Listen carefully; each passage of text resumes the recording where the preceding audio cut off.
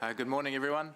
Welcome to the first Strategic Growth and District Plan Committee meeting, 2023. The years seem to move fast, so I'll make sure I get that right. Might just start with a karakia. It's one of my favourites that I'm still learning. He honore, he kororia ki te atua, mongo rongo ki te whenua. Whakaaro pai ki ngā tangata katoa, hanga e te atua he nā ko hau ki roto ki tine o mātou. Whakatongia tō wairua tapu, hei a whina, hei tohu tohu i a mātou. Hei ako hoki i ngā kaupapa o tēnei hui. And always loving that karakia. The last line says, and to teach us the issues of this meeting, which is, I think, quite pertinent. So welcome. We'll start with apologies, if anyone has any.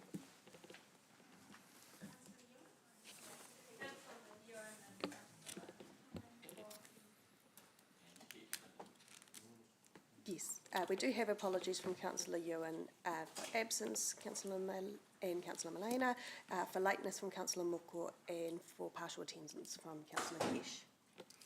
And obviously Councillor Sarah will be doing her best to join us. Yes. Oh, she's there. Yay. And an appearance from Stevie. Awesome. Okay, I'll move those be accepted. Seconded, Councillor Donovan. Those in favour? Carried. Thank you. Confirmation of agenda as you have it. I'll move. Seconded, Councillor Anna. Thank you. Any against? Carried unanimously. Any declarations of interest? Thank you, lady in pink. Any public forum today? None. Okay, we're on to the Chair's report.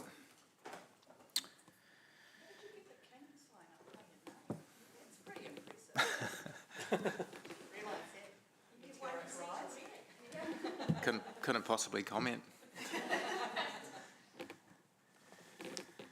Look, from the Chair's report perspective, really just an overview, particularly for new councillors in terms of the elements that we cover as a committee, which is quite broad. A bit of a focus on today's agenda and the style, which there's some items in today's agenda which aren't necessarily decision-making, but we've included them in a way that allows you to have a little bit of discussion with the staff and get a sense of what's going on, but also keeps it out of a briefing and that sort of thing. So it's a little bit nuanced, so we'll see how that goes today, but essentially to bring you up to speed with a whole bunch of interconnected issues throughout the organisation. And of course, just a flag to Southern Links, which we had a working group established last term, and just signalling that we'd like to continue that as it's an important piece of advocacy for our city. So I'll just pause if there's any questions, just noting the recommendation essentially to receive the report and that we request Waka Kotahi to be formally invited to this forum next committee, just to give us the opportunity to ask questions. They're in the middle of doing a form and function review, so that means we can see what does that look like, what does that mean for our city, what are the opportunities, and we get to lean in as a city. So I'll leave it there.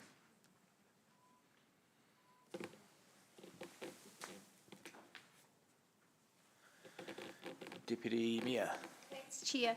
I guess just a request to the General Manager to be mindful. I note there's throughout the one of the other reports, there's a lot of transport updates in the CBD, and while I appreciate the overarching growth reporting through that is on CBD and you can't necessarily miss transport out, I'm really keen to avoid duplication for my General Manager and her team in reporting too. So just I know that she was working on Waka Kotahi to come and present for a couple of issues, I can't remember what. So just a bit of connection there. I know you have your ELT meetings and stuff, but just to make sure, because that it generated a considerable amount of duplication work last term, and I really want to make sure we don't do that this term. Yeah, thank you, Chair Angela.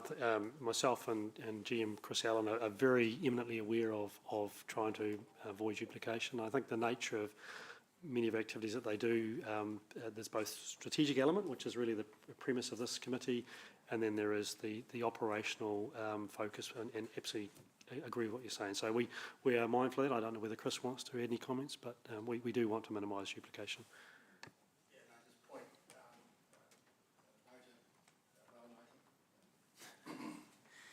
Chris, in that spirit, would you be able to speak as succinctly for the rest of the day like that? No. Okay, well, if there's no further questions, I'll move the report, seconded by Councillor.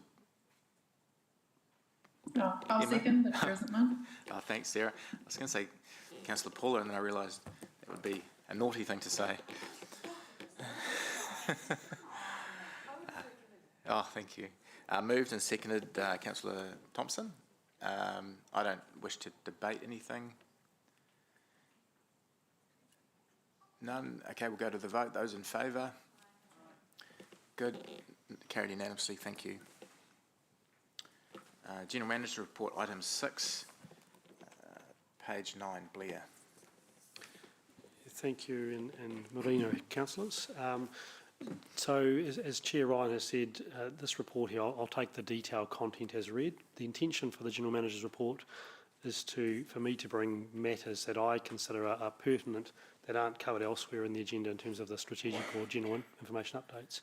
So 2 matters here, one in relation to doing some thinking and positioning Hamilton in terms of advocacy in line with our stakeholder engagement plan for engagement with both government and opposition candidates and MPs, and particularly mindful in this period of time between now and the end of the year where we have a central government election coming up, that Hamilton is doing a lot of thinking about implementation arrangements and how we may move from strategy development to implementation of how various programs and how we work in partnership with the government and our other partners. So the Metro Agreement Prospectus is really signalling to you that we're doing a lot of work and thinking around how we may message what Hamilton is wanting to achieve in line with our future-proof partners with all those engagements.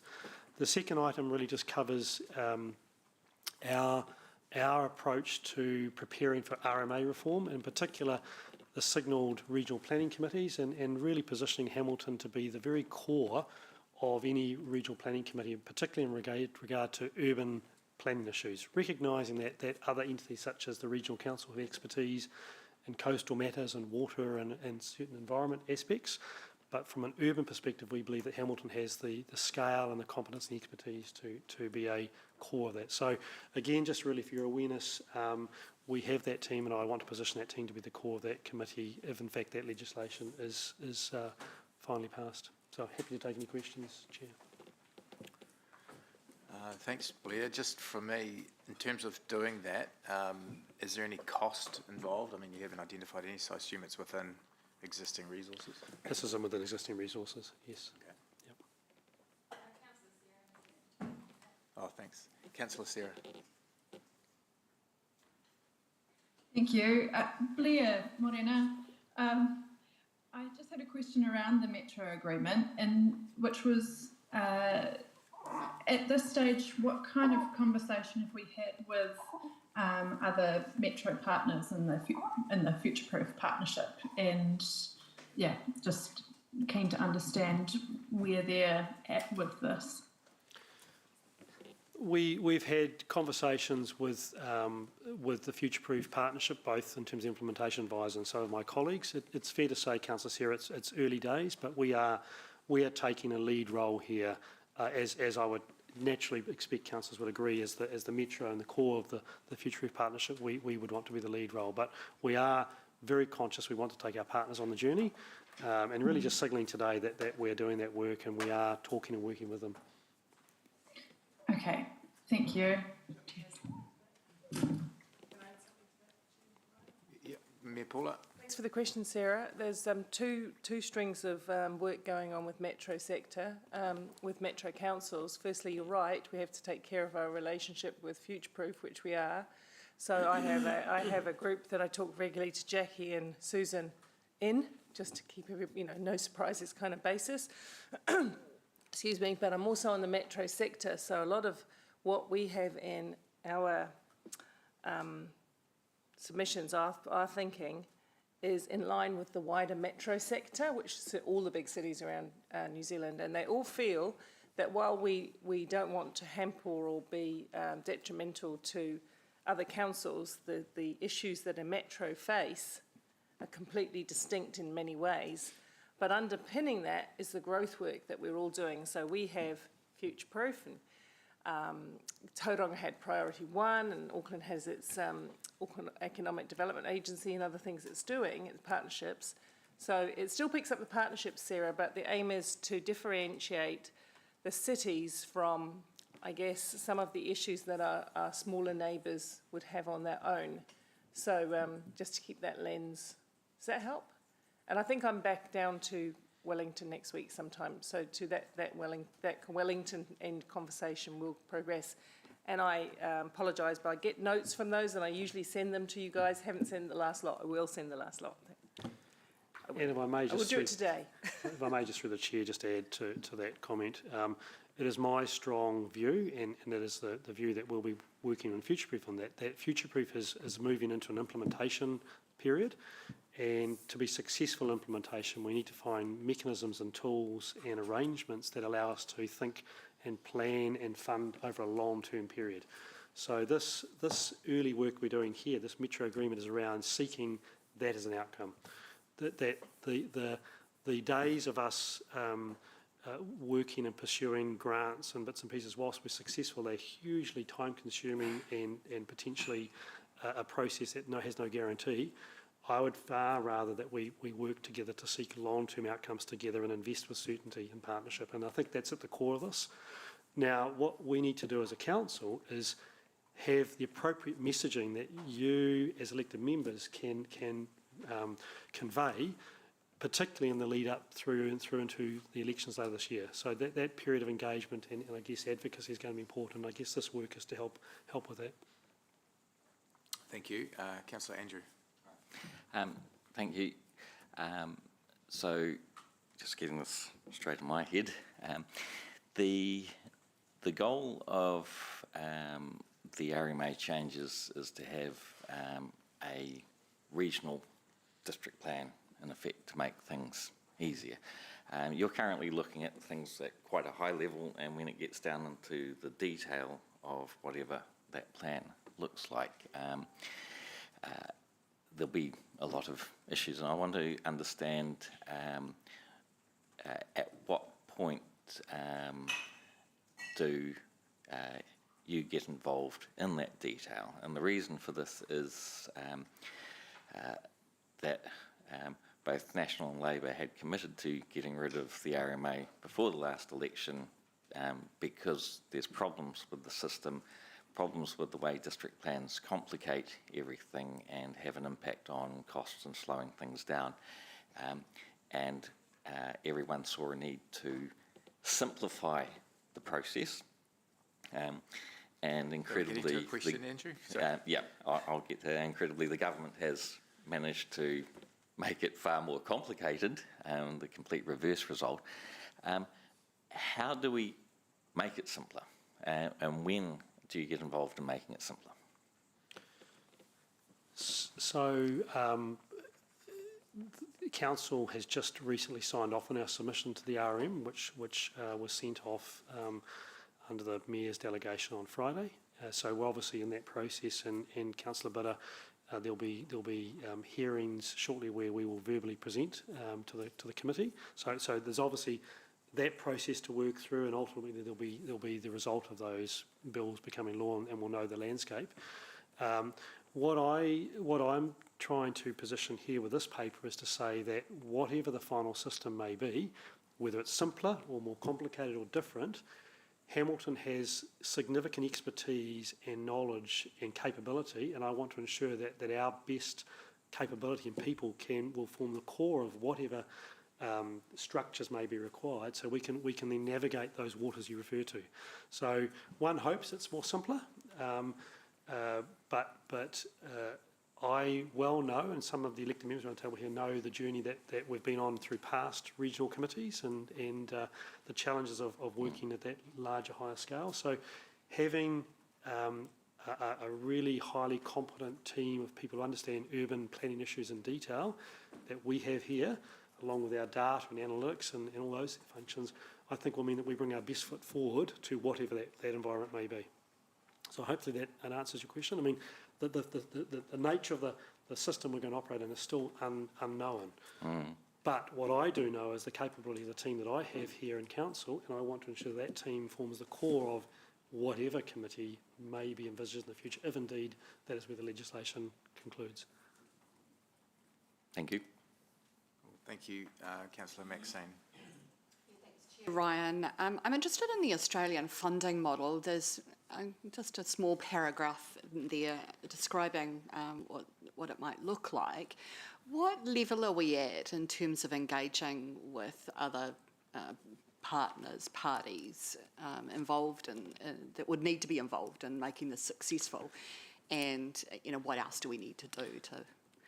I think a good question, Councillor. We are, I think we're well aligned with many other partners who are saying similar things. So some of the industry bodies, Infrastructure New Zealand, Infrastructure Commission are referring to those types of models. As Mayor Paula has said, a number of the metro councils are thinking this way. Future-proof, we're starting to think that way. So there is definitely a growing story around that type of arrangement.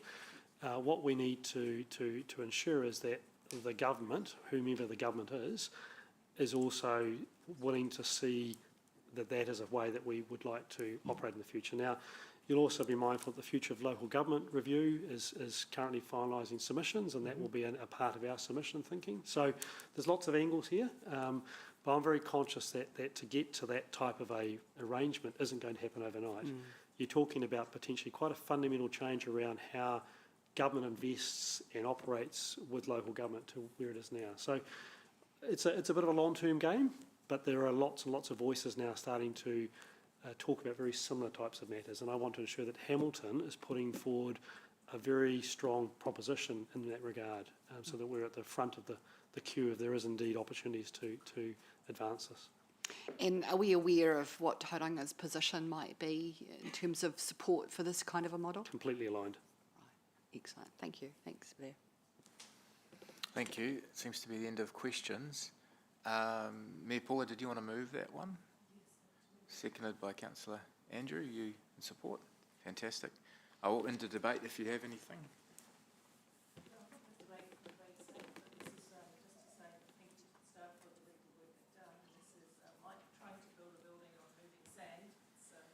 The political arena around all of this is very unstable at this point in time, which makes it difficult. But nevertheless, I think Hamilton has put itself in a really strong, here I am debating it now, putting itself in a very strong position through those growth strategies that we've been working over for more than a decade, Blair. So all of those pieces of it, the Metro Spatial Plan, the Future Proof, plus our relationships with both Auckland and Tauranga through things like UNISA and other methods have paved the way for these things to prevail. It is the time for cities to stamp their mark and say we are a city and therefore we are quite different from our neighbours. We respect and enjoy working in partnership with our neighbours, and we have a partnership already, future-proof. However, the challenges facing big cities are quite distinct in many ways from the challenges facing other parts of the country. And of course, at the moment, our hearts go out to a couple of the big cities who've been really hammered by Cyclone Gabrielle. And we all wait to see what impact that has on the rest of the country, because there will be an impact to the rest of the country. But at the same time, we've got to set ourselves up as Hamilton for a strong future. And we do have a strong future when you look largely at the resilience. You can't be resilient to everything, but we are a resilient, well-placed, fast-growing city of opportunity. So thanks to the staff for the work you do behind the scenes to make that so. Councillor Andrew, did you want to? As always, the devil is in the detail. In order to be able to influence the detail, we need to be in a position of authority, which is what Blair is trying to achieve, we have to achieve that. So good on you. Keep pushing hard. Thank you. Thanks, Andrew. Councillor Sierra. Thanks, Chair Ryan. Agreeing on a long-term investment plan with central government for the city is probably the most important thing that we could do this term, in my view. We're not, in order to be able to address the big issues that we're facing around housing, around climate change, we need to have a long-term view in terms of investment. We need to be able to plan, and we need to be able to address some of those really big projects that are going to cost a lot. And that, you know, the wastewater treatment plant and the transport business case, including rapid bus network, two of those really big things, along with potentially the Southern Link. So, yeah, I want to thank staff for their work on this. I think that we need to have a laser focus on this term, and we could be the model city for this kind of co-investment. And I think, you know, at the moment we keep having these ad hoc funding opportunities, which we've done a really good job of in terms of securing funding from. But yeah, we definitely need to move to a model where it's high trust, where we have a lot more control over our own destiny. So we're not just being blown from one side to the other in terms of political whims and the changes of central government in Wellington. And yeah, and I haven't had enough sleep, so this is coming out in like a word salad. I'll summarise to say this is really important, and I just want to thank our staff for the work that they're doing on this and for being so proactive in terms of engaging with our central government counterparts. Thanks. Hopefully some of that made some sense. Thanks, Sarah. I think you got the quote of the day in there, model city for co-investment. Stephen was listening intently. Brilliant. If there's no other questions, we will go to debate. It's been moved and seconded. Sorry, we've already passed questions. All those in favour? Any against? None. Carried unanimously. Awesome. Thank you. Item 7, back to you, Blair. Thank you, Chair. So, as the Chair's introduced, this report covers matters of strategic importance where there's no decision required, but we do wish to have the staff come forward and just provide you with a very high-level update on relevant topics, and we'll do that by themed. So you are going to see some musical chairs here, but please bear with us. We're trying a new format. So first up, we have strategic land use planning matters. So Paul Bowman is Acting Unit Manager for City Planning this week, along with Keith Hornby. But we have the pleasure of Mark Davey, who's on leave in Australia, beaming in online. So any tricky questions that Paul and Keith can't handle, Mark has kindly given up some of his day from Australia to join us. So we're very fortunate. So over to you, chaps. Thank you, Blair. Morning, councillors. Morning, Chair. Yeah, we'll try not to interrupt Mark's leave if we can. We'll do our best to answer your questions. As Blair said, we're probably here on the land use aspect of the paper, so Section 3, Executive Summary. And really, we've heard a bit about future-proof and the future development strategy. I won't go into too much detail, but it's fair to say that future-proof really does anchor some of that strategic high-level thinking, has done for over 10 years here, and positions us well for upcoming sort of changes in the RMA front. And certainly, as Blair said, there's a lot of strategic thinking that's been done by partners led by HCC on a number of important work streams that will inform and has informed things like HUGs. Future-proof is currently being updated. It was adopted last year. The planning landscape's changing so quick at the minute, as we know. But future-proof really does have to be refreshed and updated to take account of the requirements under the NPSUD, the beloved NPSUD, that enables us to produce a future development strategy. So please, interrupt if there's too many TLAs here in the report. We can explain what they are. But in short, the future development strategy is taking future-proof and then putting a lens across the latest MPS legislation around highly productive land, also building in our latest understanding on our housing and business assessment work. I'll get to that very quickly in a minute. And most importantly, looking at our industrial land supply in the city and the wider metro region. So it's taken all our new requirements under the MPSUD, working with our strategic partners, Waipa, Waikato in the region, and making future-proof fit for purpose going into 2024. And that will become the future development strategy. And quite key to that is setting that high-level strategic direction that HUGS does, and you'll hear about that later this morning, maybe this afternoon, depending how quick we go. The housing and business assessment, you would have heard this a number of times in planning jargon, quite simply, and Keith will kick me if I'm making it too simple, but it looks at our housing and business land supply and demand. So we look at projections, our latest projection information. We look at the amount of housing land we need based on demand projections. And we also mustn't forget, this is quite important, we look at our commercial land requirements as well, based on employment projections.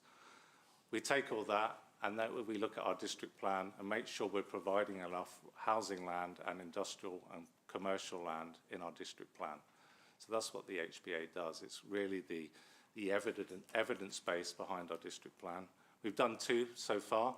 I think it started in 2016, and we're on our 3rd one now. So that has to be done this year, and then we take that supply and demand information, and we look at our land use, we look at all our constraints, and we'll get to that in a minute, and then that feeds into our future-proof update and also the FDS. So the housing and business assessments are a core component of what we do in the district plan, and all the plan changes that we'll get to in the next report is quite critical. The other item on the agenda is our recent submission to Waipa's Plan Change 20. You'll hear about a lot of plan changes. Plan Change 20 is not one of ours, thankfully, but we are required to comment and submit on it. Hamilton Airport's of strategic importance to the city, as we all know, and we are very supportive of this plan change, and we want the airport to become a high technology industrial and commercial hub, but at the same time we have to have due regard to the city's business hierarchy. We don't want to do all this work through things like Peacock plan change and create centres. We don't want our central city to be undermined by centres that grow on our boundaries in other districts that are out of our control. So currently, we've just been through caucusing. We're looking at the components of industrial land and the retail.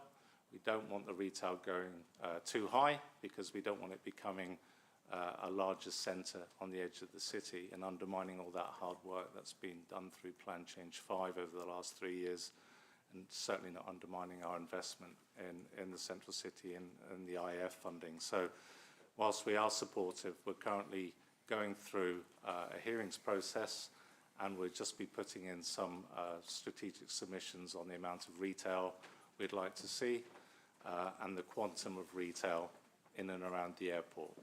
We want it to serve the day-to-day needs of the airport, but we don't want it becoming a visitor destination that draws from the central city, but we obviously want it to work for the airport. So I just think it's important to outline that. There's a few other discussions around transport links and pedestrian links, so we're wanting it to think about Peacock Growth Cell and our wastewater treatment plant plan for the future. So again, some of our transport submissions are taking that big picture strategic view. I think unless there's any other questions on those components, I'm happy to leave it there.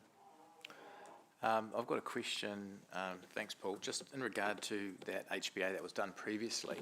They said that we had enough industrial land, but arguably we didn't. So is this going to be a different analysis in terms of that? I might pass over to my colleague. I'll ask another question as well that might feed into that. And I think Ruakura was also factored into that, but of course that's leasehold land, which doesn't appeal to all of the industrial market. So are we going to nuance that a little bit more? Short answer is yes. We're always improving the HBAs, but Keith will speak to that particular point. Yeah, so the HBA conducted in 2021 didn't reveal an insufficiency in our industrial land supply.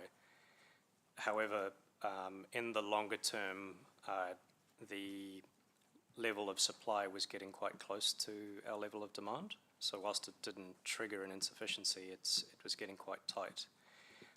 And then also recognising some of the feedback that we've had from the market in the method we employ and some of that nuance in the supply, we will be taking a look, another look through this HBA to recognise some of those factors and see what picture that presents.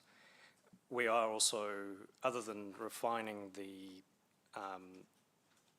method of that assessment, we are also looking proactively for our very long-term industrial land supply. So, because unlike with our residential land supply, where we have a very clear sequence of residential growth options that extend beyond the 30-year horizon, we're not in a similar position, or we don't have a similar view for industrial land. So we're being quite proactive in exploring some of those options that we can start to prioritise and progress through the planning process. Can I maybe just summarise to say it's a significant focus of the Future Proof update. I think the points that you've raised, Ryan, are on the money. Yeah. Okay, thank you. Councillor Enna. Kia ora. I just have a quick question around the housing and the availability of land for housing. I guess I'm just interested to know, does the, obviously the availability of land constrains housing, but also the affordability of that land, I imagine, would also constrain the ability to provide affordable housing. Is that something that you will form part of that assessment as well, or is it simply just land availability? So there is, and as part of the HBA, the housing capacity assessment, there is some analysis around the availability of different types of houses at different price points. So there is an assessment of that within the work. Okay, Yep. good, thank you. Thanks, Councillor Enna. Councillor Andrew. Chair, two questions. Firstly, do we have a definition for affordable housing? And secondly, the item 15 here on the housing and business capacity. So, enabled by proposed plan change 12 and consider the infrastructure constraints, so the stormwater and things like that. Where are we at with getting a good understanding of where we can and can't develop? Thank you, Councillor Bidder. First question. Quick answer is there's no defined definition for affordability. All councils are looking at it right now through a different lens. Our experience in recent years has been through special housing areas that looked at discount market price. You can look at it through percentage of household income and mortgage spend on a property. You would have heard the words inclusionary zoning, I'm sure. So that's a piece of work that we might cover later this morning in terms of what that might look like in the future. There's been a lot of work on that, but no, short answer is no. It's one of the tricky issues. Our future-proof partners are aware that inclusionary zoning is something that we want to look at as partners. It's been raised in Plan Change 12 hearings as something that potentially we should be looking at sooner rather than later. But yeah, it's always been a struggle to come up with the defined definition of affordability and what that looks like in the Hamilton context. But it's certainly something I think a lot of councils, Queenstown's very much at the front and fore of dealing with that issue. But yeah. I think if I could just add briefly, and some elected members attended a very constructive forum on Monday that kind of contemplated and discussed this topic. So it's a very topical piece that we're working through at the moment. We're working with a number of partners to to examine what solutions may be brought to the table. So I think, Councillor Bidder, despite the fact there may be some lack of clarity on what affordable is, I think we all know that providing a range of solutions and a range of typology sits at the heart of part of that, and I think that there is a spectrum in the housing offerings, and the conversation on Monday honed in on the areas where councils can best partner to be part of that solution. Thank you. Thanks. And the second question we can probably get to later in this morning's session, but yes is the answer, that Council are well on the front foot at looking at the constraints, what we call qualifying matters, the best places for development. Plan Change 12 is certainly modifying our response to the Housing Amendment Bill, which we will hear about later, and Plan Change 14, our flood hazard plan change, is well advanced in looking at flood hazard mapping and overland flow paths. So obviously with recent events, it's something very much in the forefront of people's minds. Are we building in the right place? Should we be building in exposed areas? But a lot of these plan changes have been thinking about that for some time, certainly starting last year. So we're ahead of the curve on that in terms of our planning response. But it's a tricky one because there's obviously buildings in places now. So it's looking at the best engineering solutions, how you can, develop and have engineering solutions in these exposed marginal places that might be susceptible to natural disasters. But we'll leave it there. Yeah. Thanks, Councillor Andrew. And I'll just add my 2 cents from that meeting on Monday. I think the affordable housing definition, which is something I've been looking for a long time, they're comparing to United Nations data, and I think it's going to be something relative to income, because housing affordability relative to income has started to widen. So I think that'll be one of the key metrics they'll look at wherever that lands. Mayor Paula. Thank you. I was going to follow that line of questioning too, because a number of us were. It was very useful, the presentation. We've been sent the slides, I believe, Blair. Yeah. So anyone who didn't go might want to have a look at that. My question is, well, inclusionary zoning, which we've been talking about now for long before 4 years, but I know that Sarah, who's got her hand up also, has been pursuing this line of thought. It was interesting to see the variety across the country and how that's tackled. My question is about how we tackle the other side of that challenge, which is the diversity of typology. Because if you can't land on an inclusionary zoning percentage, and while we don't have one, or we don't have a measure, we're doing nothing. The only other lever we've got is the typology and how we drive different sizes of property and types of property for people to choose from. So do you want to make a comment on that and how you feel that we're set up to... Sorry? Mayor Paula, whether we can maybe just park that question to the district plan report, which is where inclusionary zoning is canvassed. So just conscious of, we do cover that in the next report. All right then, cool. So we can just hold that. We'll come back to that one. Yeah, I will come back. Yeah. We'll come No, back to it's a good question. Thank you. Councillor Sarah. Thanks, Chair Ryan. My question was just around the MSP program business case, and it talks about a multi-party funding agreement. Is that to fund the business cases that are outlined, not any of the actual projects themselves? I think, Councillor Sarah, that might be the next item within the paper. So can again, Gotcha. we're just on the land use. So can we just hold that thought? Sorry, yeah, jumping ahead. Okay. Thank you. Yep. Councillor Emma. Chair. I recognise that as Hamilton grows, that there's a need to open up more land to enable this. But more importantly, in my eyes, is maintaining the quality of housing. Is it affordable? Is it accessible and sustainable? So my question is, how are we ensuring that not only are we opening up more land, but that we're encouraging quality housing through it? Thank you, Councillor. I certainly think PC12 is addressing density done well. We have modified our approach to the Housing Amendment Bill and the MPSUD, so we're not just looking at it from a pure numbers perspective. So we've pushed our green policies, which we will be challenged on, bizarrely, and site coverage and setbacks. We're looking at how we manage design. The NPSUD is quite a game changer in terms of potentially allowing a lot more than we would envisage to be a permitted activity, and we can get into that a bit later if needed. But certainly through our plan changes 14 and 12, and especially plan change 9, our heritage and our qualifying matters, historic heritage areas, we are looking at all those other aspects. So it's not just a pure housing number plan change response.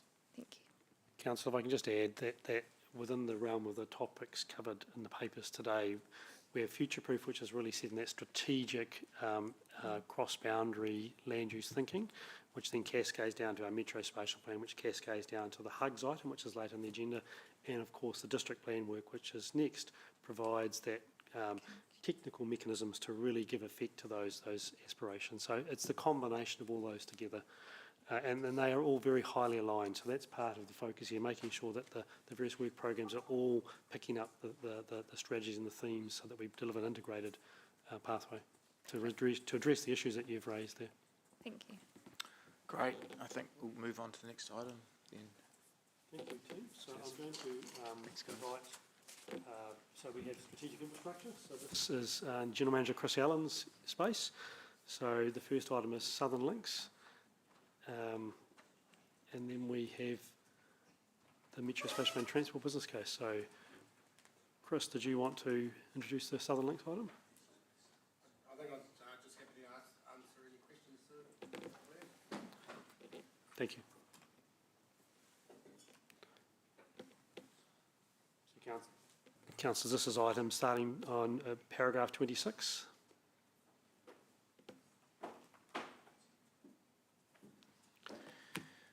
Blair, just noting your resolution 2B approves the continuation of the Southern Links Working Group comprising of councillors to be confirmed. So if anyone's, well, last time you've got it there, who was on it? Yeah, so the paragraph 27 was the makeup of the working party in the last council. So we are, or through Chris Allen, we are obviously wanting to convene meetings again. We have a meeting coming up shortly, and we'd like to ascertain the elected member representation of that working group. Yeah, but perhaps I could just pick up on that. Like the invitation is to Waka Kotahi to come to the next strategic growth meeting to give an update. It fits in really nicely with the program of work they've been doing, which is evidence sort of based gathering, looking at our land use aspirations, doing transport modelling and providing some insights. So it's a good time to come back. It's still been useful to have a working group. So there's been a couple of meetings where this council has put early feedback in terms of expectations to that working group. So it would be good to still have the notion of a working group if that's what this committee decided. So paragraph 27 listed the previous members of the working group. So at your discretion of how you'd like to make that working group up. Yeah, Paula. Try and make some suggestions for the group. I do think that Deputy Mayor Angela needs to be, if you have the time, I know you've got a busy job, but it doesn't make sense with infrastructure not being right alongside the strategic planning. So outside of that, you know, there's a couple of members who were previously on it, gives you continuity, and any of the others that are going to express an interest is fine by me too. But just obviously you want a blend of continuity, you want a merger of the right skill sets. So that's my only suggestions. If it fits with everyone else's, once other people have spoken and decided who else, I'll be happy to move that as a group. Yeah, sure, so thank you. So far we would have yourself, Angela, Jeff, Sarah, because they've been on it, and it makes sense to have Sarah, Angela. Outside of that, I'm not going to choose winners. You guys work that out. Thank you. Yep. No, happy to support that. I mean, it's not an exclusive club, but it's just to advocate, and that that will flow through this committee as well in terms of updates and things like that. And Councillor Anna. My question isn't around Southern Links, it's around the transport metro spatial? So we're going to invite Phil Okay. Hazard up Ah. next, yes. Okay, hold that thought. Councillor Mark. Is there an expression of interest? Noted. Thank you. You'd like to be on the working group? Yeah.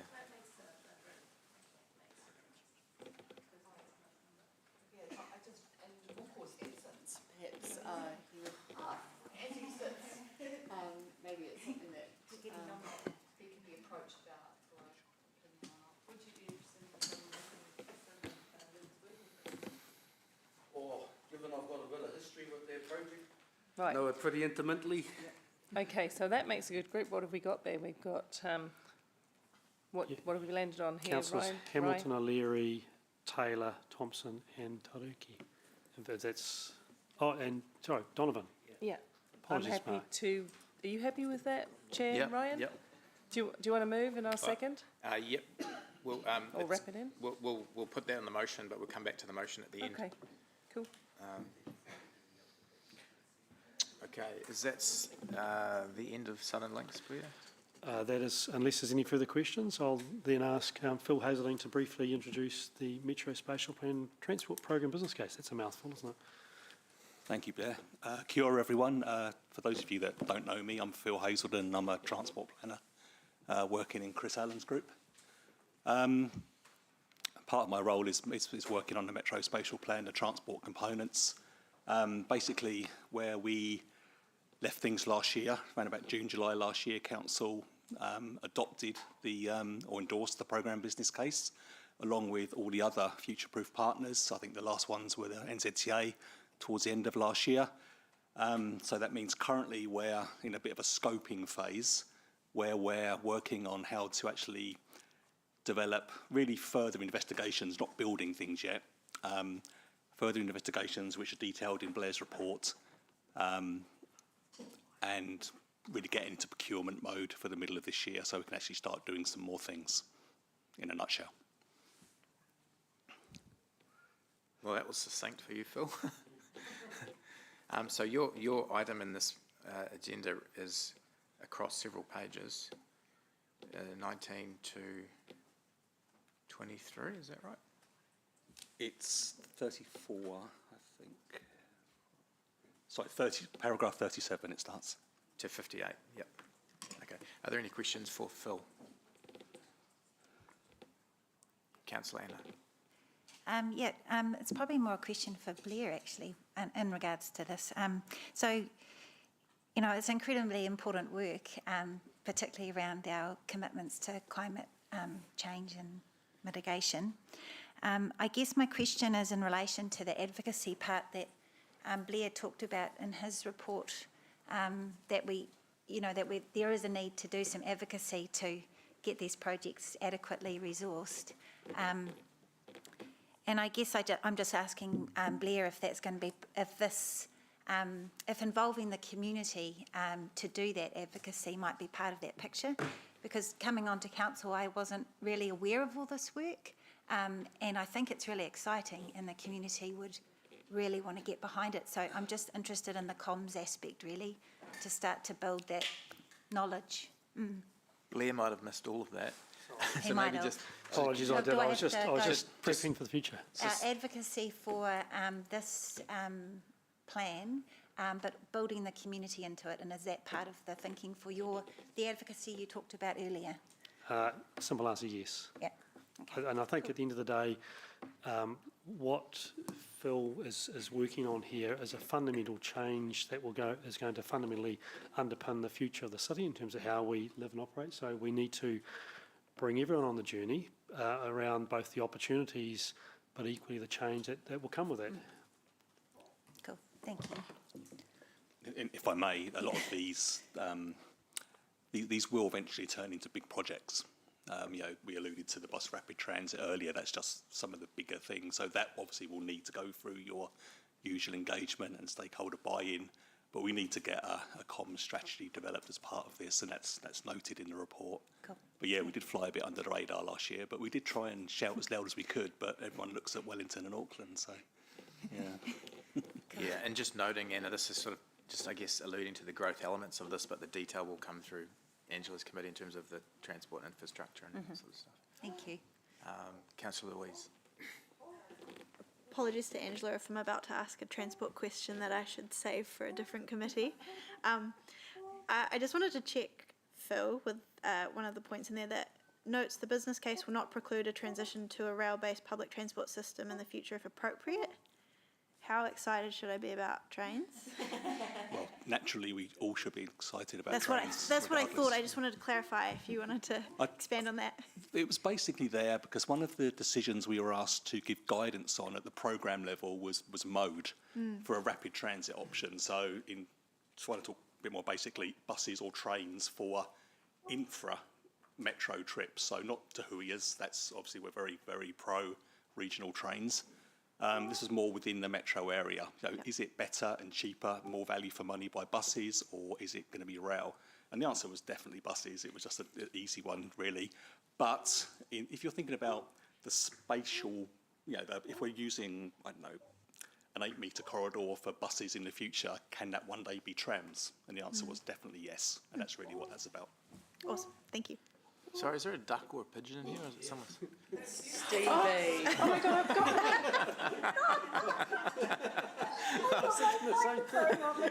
The old mute button. Oh, sorry. She actually sounds like a little pigeon or a duck.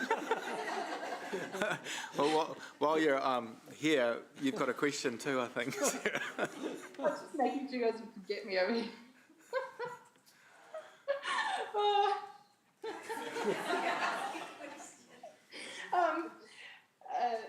My question, Phil, was just firstly around the funding agreement. So are we looking at sharing with our future-proof partners the cost of doing this business case work? Is that the purpose of that? Yes, 100%. So we did the same thing at the programme stage. So we're basically going back now. We're in a bit of a, getting to that implementation stages now. So we're basically revisiting that MPFA with all our partners. Yes.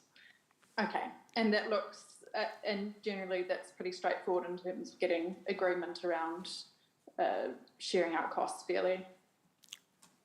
I think.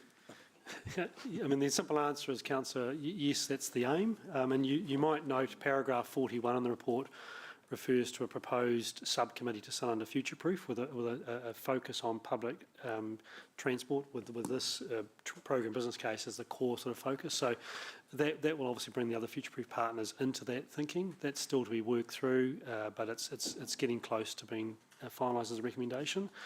And I think just again to set the scene, this is a strategic transport piece of work, thinking out very long term, and the reason it sits in line with Future-Proof in here is that it really defines and sits right in line with our land use planning, strategic land use planning, and how we shape the city, as opposed to the operational implementation of that, which sits quite clearly in Councillor Angela's committee. So this is about long-term macro decisions that we need to make around land use and the fundamental underpinnings at a strategic level, and how we work with our partners, because often things such as these extend beyond our border and support our boundary into Waipa, Waikato and Matamata-Piaka. We need to get that sub-regional cooperation around those strategic moves to get the outcomes we want. So if I may add to that, if you look at things like Access Hamilton, which we did last year, you look at the objectives of the MSP work, which does include a housing affordability objective, HUGs and other strategies we've got, you'll see a very aligned objectives, problems, outcomes, objectives, and that's very, very deliberate. And that also goes between a sort of a regional, national and local level as well. And that was a very deliberate action last year because, in the collaboration space we're in, alignment just makes things easier.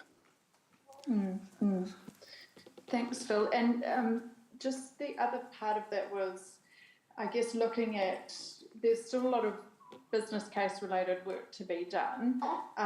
So I just wanted to confirm, by the time that we get to the long-term plan, will all partners be clear on, I guess, what particular projects are going to be first cab off the rank in terms of needing to be funded, or, just I'd be keen to understand timing sequence there a little bit more? The answer is a very big yes. This is probably one of those grey areas where we do overlap maybe a little bit between committees, but if you look at the RLTP chapter, task 1, so just under paragraph 42, that is basically the list of projects and programmes. And Evelise has given me some very clear deadlines on when I need to get my first draft in. But if you go back to the programme, which some of you obviously weren't around then, that early focus is on biking and micromobility, is building up those active networks to, to form the, the first last mile legs of our bigger core networks that are going to need more of our future, bus rapid transit. And we're already doing those. So we're actually well advanced, and this is Martin Parks' work and other parts of Evelisa's team. That is really going to be the core list of projects that you're going to see as part of the RLTP, or the LTP, conversations. And a few other bits and pieces. Thanks, Phil. Thanks, Sarah. Thanks, Stevie. Councillor Andrew. With reference to point 38, part 5C, your concept of the 20-minute neighbourhood, is there any intention to follow the lead of Oxford in the United Kingdom and fine people for using cars or have any other restriction on car usage? No. Thank you. Deputy Mayor. A bit more than that in that... Sorry, are you still asking a question? Yeah. Sorry, as of Paula was... Oh, your mic's still on. Sorry. Deputy Mayor. Sorry, Blair, just back on, you made the comment on page 2041 around the MSP PT subcommittee. You would know my general manager and my concern around that. So, and I'm aware that the CE, it was General Manager Sean Murray, who was Deputy CE, at a meeting. He was going to write a letter expressing some of our concerns, in particular around the voting table, Hamilton having one vote. Any movement on that? I mean, we're in February now, we're in March next week. We need to be cracking on with that stuff. Yeah, look, I think, and I can update you offline, but I think the concerns that you had discussed have been allayed, and so there's been some quite substantial changes. So it's I just need to update you offline. So, but I think that we're making really good progress, and I would like to think that it'll come through to our council shortly for us to consider. Okay, all right, great, thanks. Thanks. I think that's the end of questions for that. Blair, what's next? Thanks, Phil. So, thank you.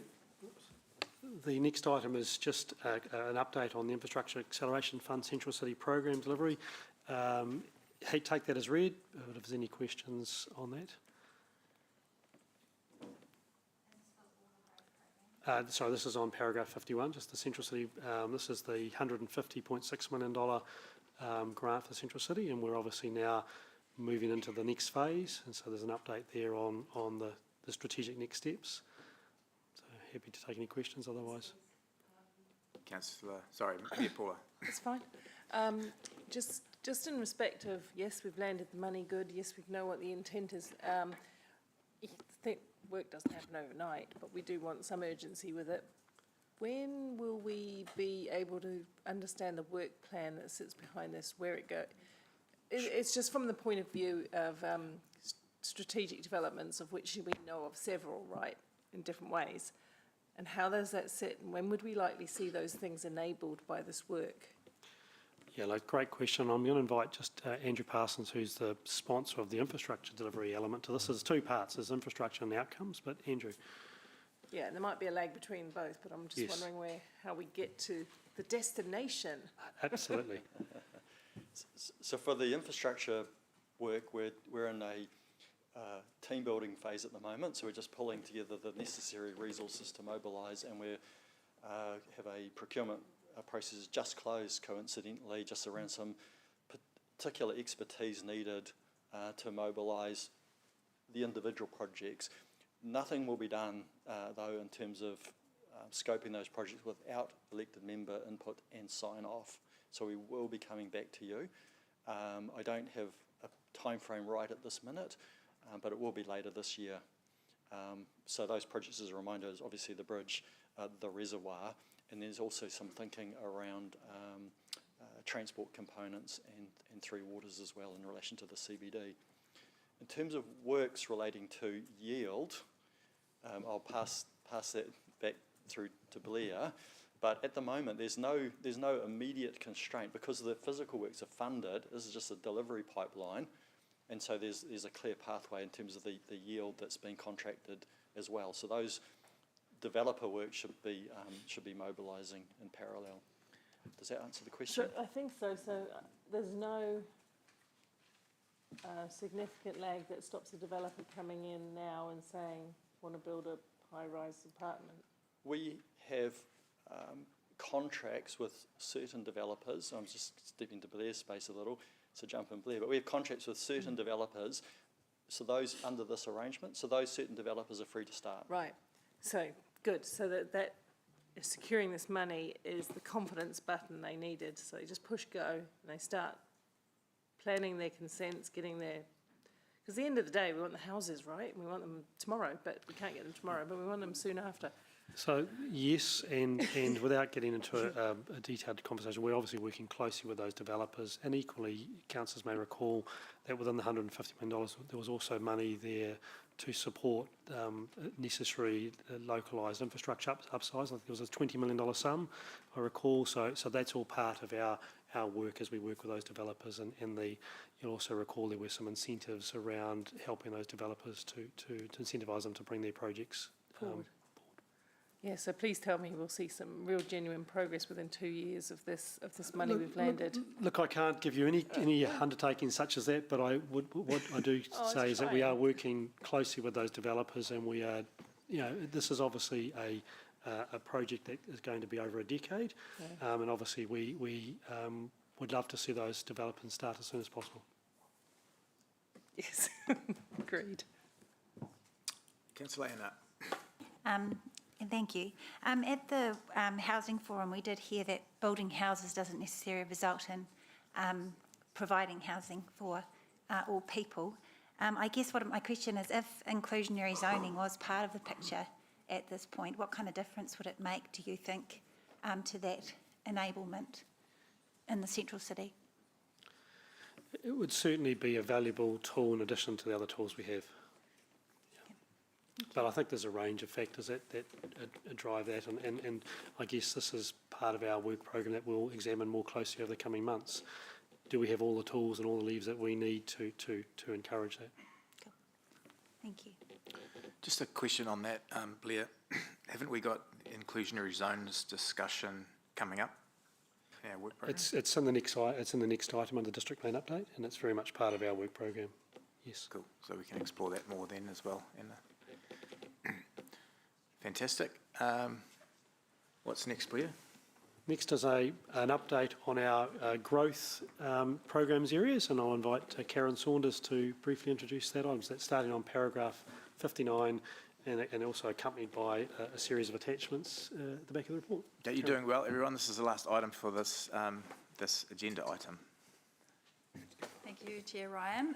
Kia ora koutou, morena, everybody.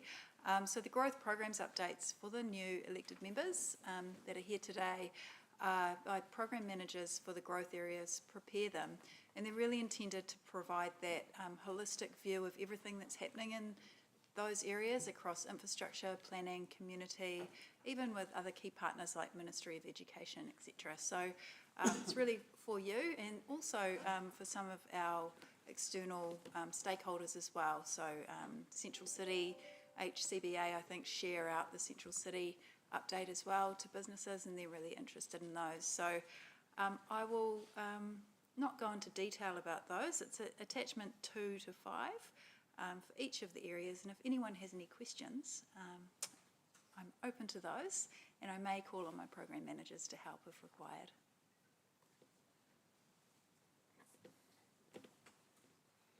Deputy Mayor.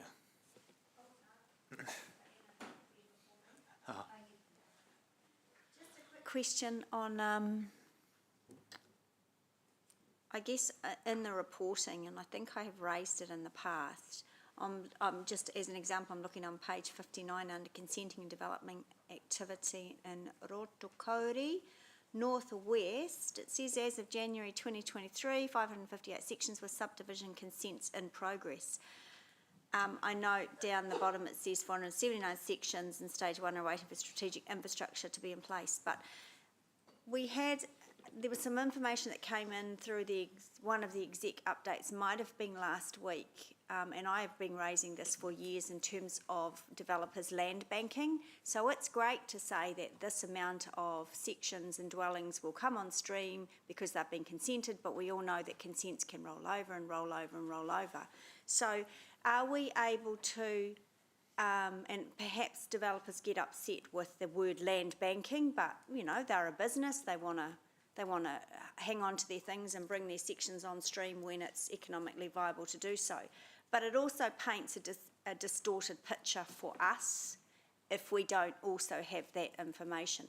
And I know that out in Rototuna, for example, last term when I raised this as an issue again, there were sections that had been sitting there consented for years and years and years. So how do we bring that transparency through to this information? Okay, that's, thank you, Deputy Mayor Angela. That's really useful feedback, and we do have that data. I know that Greg Carston's team have developer-ready land versus capacity. That's it, yeah. In Rotokauri, it's a little bit different because on the flip side, we've got those developers who really want to go ahead and they're the infrastructure lagging. Yeah, I get that. Yeah. So that's point noted. That's good feedback. Thank you. Okay, and is that something that you think you'll be able to, without upsetting people, but to be transparent about that? I think we could report on that and weave that in somehow. Okay, great. Thank you. Councillor Anna. Oh, sorry. Just a question again around housing, sorry. But at the Housing Forum, there was a discussion around how we have very few developers who build to rent, other than Kaingaora, I guess. So are you aware of any developers that are involved in these growth areas that are doing that, building to rent?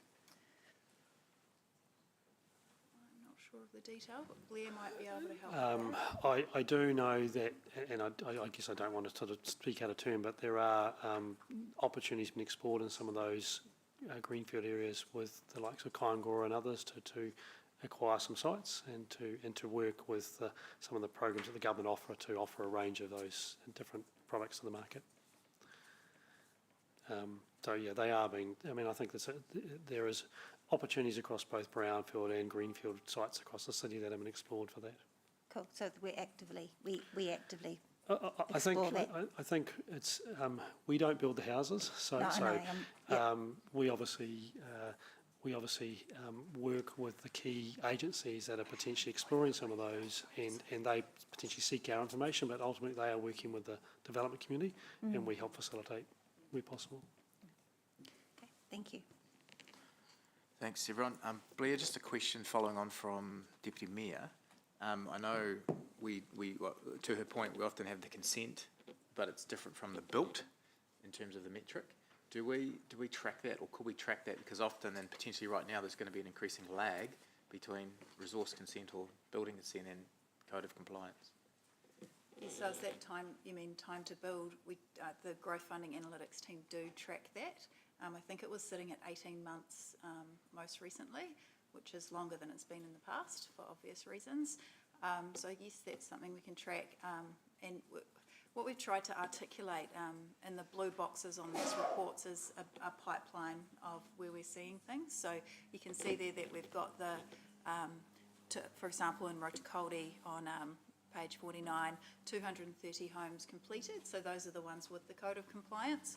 And we can see that there are 22 homes that have been granted building consent, but they're not yet completed. So yeah, that's what we're trying to track. So if we need to make it clearer, we can work on that. What I would say, councillors, is that we hold a wealth of information, and I know that Greg's team would welcome any and all suggestions if there are different ways that we want to present or information, we can certainly pull that together. You might also recall through a recent executive update, there was a link provided through to our website, with a lot of information we provide up on the website around land supply, developer-ready land, vacant sections, all those sort of things. So there's a wealth of information there. The challenge, I think, with all this is actually narrowing it down to something that's bite-sized and easily digestible. We can overwhelm you with information. So, happy offline or to Greg, who's just come into the room, to have that conversation and to provide the information that you want, because we definitely want to make it engaging. Thank you. Okay, we'll go to the motion now. That's the end of all the reporting. Sorry, there's just there's one more. Yes. Did we want to raise the Strategic Development Forum here, Chair Ryan? It is on the, do you want to speak to we've got it as a motion, that number C, the terms of reference.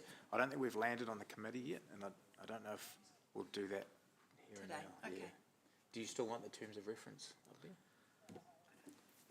So it's really more about the membership. So we've got a meeting coming up for the Strategic Developer Forum, and I think with Councillor Dave leaving, who was on there, we've got Deputy Mayor Angela, Chair Ryan, and Mark Donovan. All right, let's have a go. Mayor Paula, you were quite helpful at our previous working group discussion on the fly. I know myself and Councillor Sarah are keen to, I think Councillor Sarah? No, she was relaxed about it. So myself,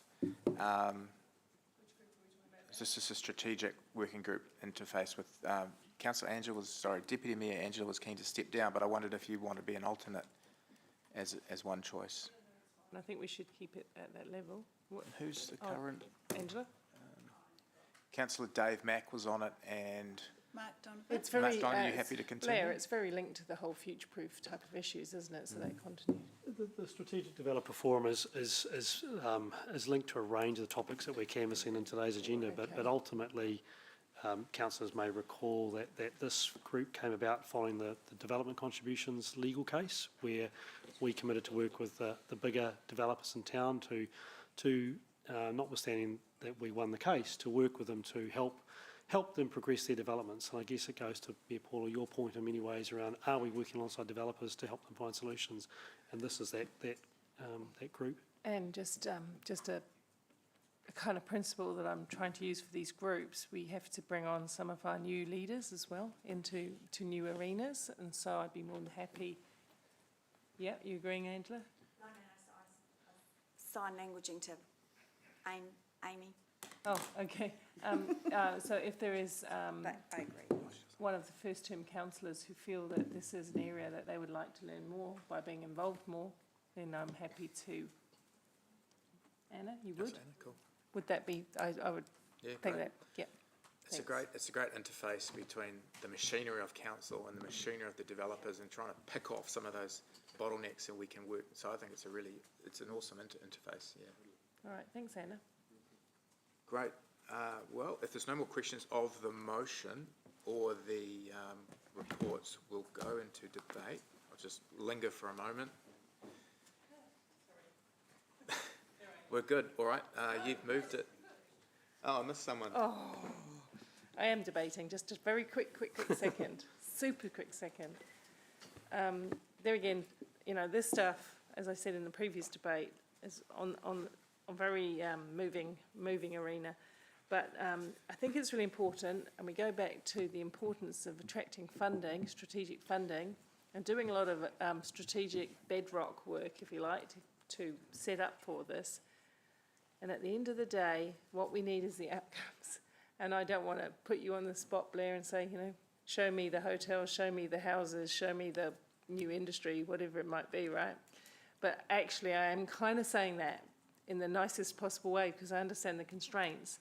But what we need is industrial land with more industry on it for our people. What we need is houses, and we need them last month before, who knows? They needed them a long time ago. And what we need is developers to get in and alongside us in the CBD and to build us another hotel. I know I'm not the only one. Ryan has been alongside me with that journey, showed me the hotel journey for some time, as others have. So just make that point. I'm really excited about what's ahead, but I'm really anxious to see outcomes. great planning outcomes. I want to see outcomes on the ground as well. Thanks. Thank you. Is there any other people that wish to debate or discuss? Okay, it's been moved and seconded, so we will go to the vote. Those in favour? None against? The motion is carried unanimously. Fantastic. We will break for 15 minutes, and yeah, thanks, Councillor Emma. I think she's got a cake for everyone, so. Is it?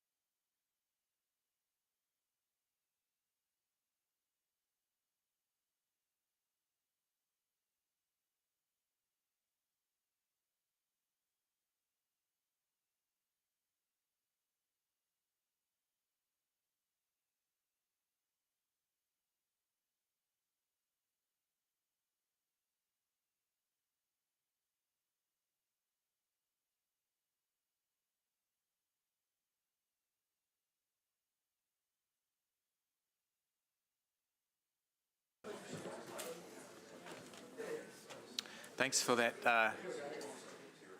Thanks for that lovely cake, Emma, too. That, was it butter icing or buttercream icing, or very dangerous? All right, we are up to item 8, district plan. I'll hand over to Blair. Thank you, Chair. And I'm going to pass the baton back to Paul Bowman, ably assisted from Australia with Mark Davey. Paul. Thank you, Blair. I don't know whether this is on. Doesn't make much difference. I'll just...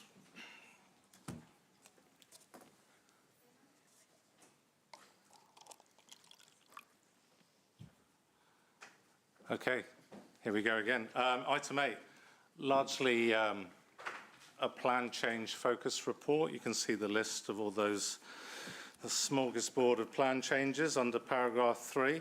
I could take the easy route and say take as read, but I'll pick out a few of the key ones for you, and then feel free to interject and ask about specific ones. But I think the big players out of all those plan changes listed in paragraph 3, you would have heard as Plan Change 12, the Enabling Housing and Intensification Bill.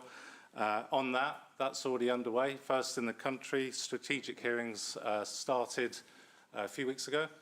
In fact, finished last week, and we've got procedural hearings tomorrow. Is that right, Lachlan? Yes, we have. And it's fair to say commissioners were very interested in our response to the Housing Amendment Act.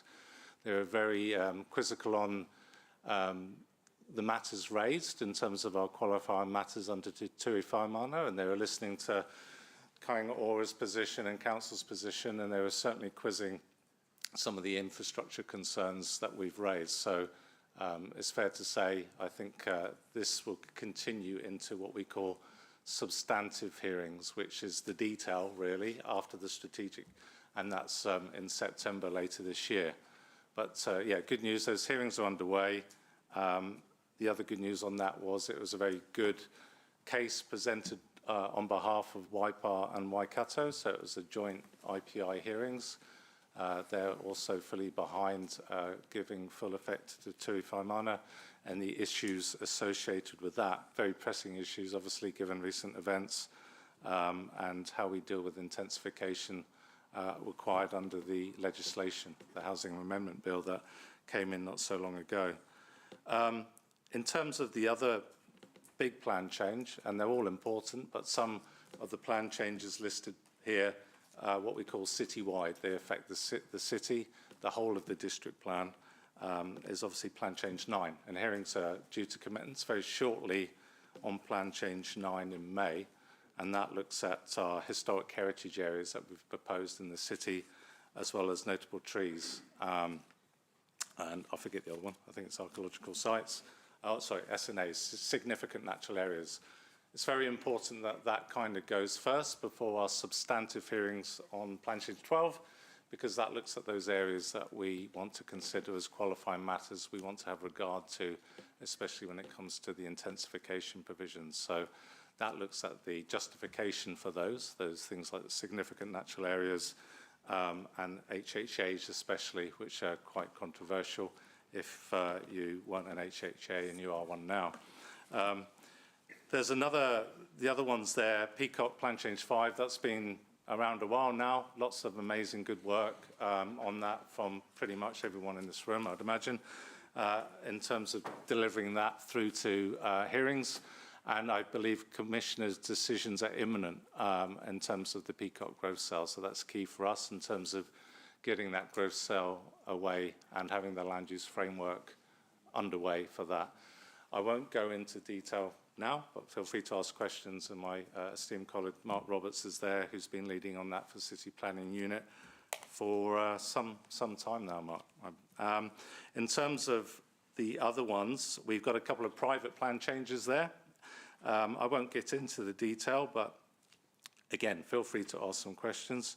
The two key ones are Plan Change 10, Plan Change 13, the racecourse, and Plan Change 15 to Martu Private Plan Change, which is what we used to call the tramway block, but that's the Ruakura on the eastern edge of the city. Both plan changes quite significant, and they're delivering more housing for the city.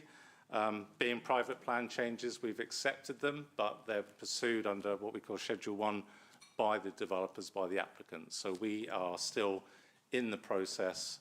We consider that they're good enough to accept, but we are still in the process in terms of providing submissions down the line, in terms of being involved in that under the Schedule 1 process. So council can still make submissions on those, but I think it's fair to say we're broadly supportive of both of those. Otherwise, we wouldn't have accepted them. In terms of plan change 15, the likely notification date for that is around April, so not too far off. And for plan change 13, I believe that was notified just last week. So submissions are afoot on that one in terms of the racecourse plan change. And I think that's looking at 200 units in an area of the city that we've identified as part of that intensification corridor. So it's well aligned in our thinking there.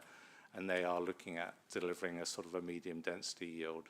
So there'll be the usual technical issues around access, transport, what the roading looks like, design, hopefully some green space too. But if there's any specific questions, we can deal with those later. Other than that, I would say another key plan change that you will be very familiar with is plan change 14, and that's our flood hazard plan change. And there's been a lot of work going on in the background by our City Waters team and updating our flood maps to become what we now call a flood viewer. Pretty amazing work going on there. It's having a more agile GIS system that sits outside the plan but can be updated more readily and is far more accurate than the current planning maps that are in the city. Again, very relevant to Plan Change 12, intensification, and some of the discussions we've had earlier. I won't go into any of the others unless asked, but obviously there's a lot on, it'd be fair to say. Paragraph 20 sets out the dates and hearing timeframes, so pretty much every month there's something going on from February. As we said, we're still in procedural matters hearings tomorrow on Plan Change 12, then we bounce into Plan Change 9 hearings in May.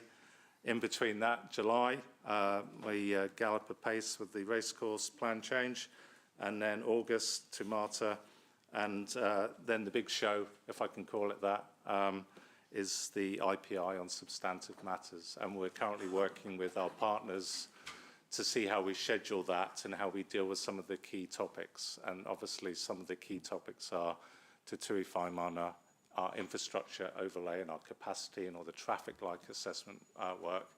And other key topics might be things like walkable catchments that we're being challenged on by Kainga Ora and density and building heights. So we're working through that now with the team so we can structure it prior to the substantive matters. And then last but not least, the remaining part of Plan Change 9 at the end of the year. And then there's Christmas, hopefully. But I'll leave it there and happy to take questions on any of those plan changes. The report sets it out quite well, so I'm not going to verbatim read every paragraph in the report, but happy to answer questions on any or above. And there's key members of the team here as well to help you.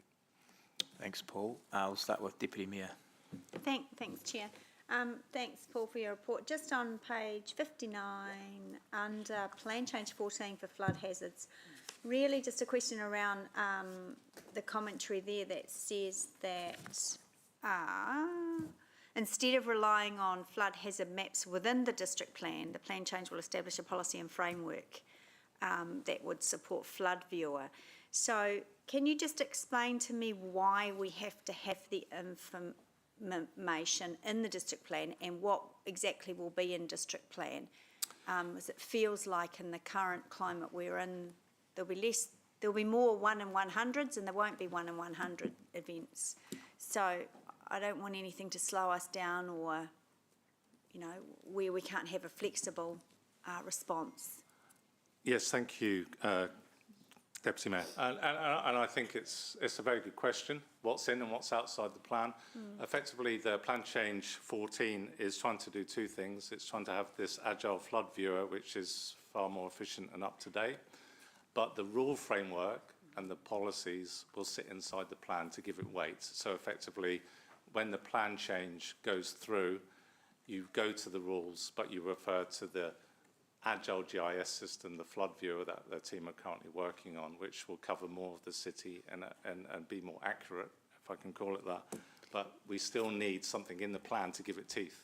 Otherwise, under the RMA, we won't be able to implement it. So we direct a future developer or applicant to the Flood Viewer, but the definitions and the rules and the policies will sit firmly and squarely within the district plan through that proposed plan change. And the team are still working through what that might be. So I'll give you a quick example in terms of how we deal with development in the future. And I heard that was raised earlier. You know, do we have areas that are no to development full stop, or are there engineering solutions where we can mitigate that risk to some extent by, for example, managing overland flow or raising the freeboard of future developments? So we kind of expect they might flood, but you can design solutions to do with that. So that's what the team are working through. And, you know, that's part of Plan Change 14, really. And so will Plan Change 14 be able to pivot into this new world that we are in terms of these extreme weather events, or is it all going to be information that's just based on current data now? Like, are we responding to, I mean, Hawke's Bay didn't expect to be devastated, right? So do we need to halt this work and rethink things in this new world, or are you quite comfortable that the data we've been progressively, I guess, accumulating for years is okay? I mean... My view, and I'm not a Three Waters engineer, and I might defer to some of my colleagues in the room, but absolutely not halt the work. I think it's almost really good foresight that the work's underway already, because the very purpose of Plan Change 14 is, it didn't have the crystal ball, but it almost is envisaging these future climate change events and building in that resilience into our land use and infrastructure to deal with those in the future. And having a Flood Viewer is enabling us to have the most up-to-date information, rather than relying on maps that are, to be honest, in the plan now are out of date. So the Flood Viewer will enable us to build in that resilience for those future climate change events. Okay. And the rule framework that's being worked on will be, well, the timing's pretty good, to be honest, because Plan Change 14 started last year, and the team working on Flood Viewer started quite a while ago. So, yes. Okay. I would not advise we halt that work. Okay. And just, oh, sorry, Mark, did you want to say something? Yeah, sorry, Deputy Mayor, I just wanted to jump in there and just add that we have obviously let the panel on Plan Change 12 know about this. So we have actually put the information in front of them, and we'll address them further in the substantive hearings in September. So what we've effectively said is you can't be making decisions on intensification without being privy to this new flood hazard information as it comes to light. Great. Okay. Thank you. Thanks for that. And just last from me, I've got here page 62, but now I can't find it. Just on inclusionary zoning, and I know several members raised it previously, and I don't want to get into it here today, but just a request from staff that some of us did go to the Housing Forum on Monday, and Shamabil, I think, is that how you pronounce his name? He was a real fan of inclusionary zoning, and I really like his plain English approach. So when you have, I think there's a briefing you mentioned coming up, if we could have him come and explain it, would be great, or help. Deputy Mayor, can I just jump in again? Sorry, it's a little bit different at a distance, but so there's already a resolution dating back to the previous district plan committee for staff to prepare an inclusionary zoning plan change. We also, in parties to that, we have submissions on Plan Change 12 seeking affordable housing and inclusionary zoning to be addressed. So it's at this stage a question of scope, which Lachlan is investigating. That's all right. Thanks, Mark. Thanks, Chair. Thank you. Councillor Taylor. Yeah, thanks, Ryan. Yeah, look, following on from the questions Deputy Mayor O'Leary raised about Plan Change 14, the reference to only 14% of properties having been flood mapped so far. Can you just flesh that out? So that means obviously 86% haven't been flood mapped. Does that what are the implications of that? What are the dangers of that? Well, I think that 14%, yeah, sorry, I will pass over to Jackie. Thanks, Jackie.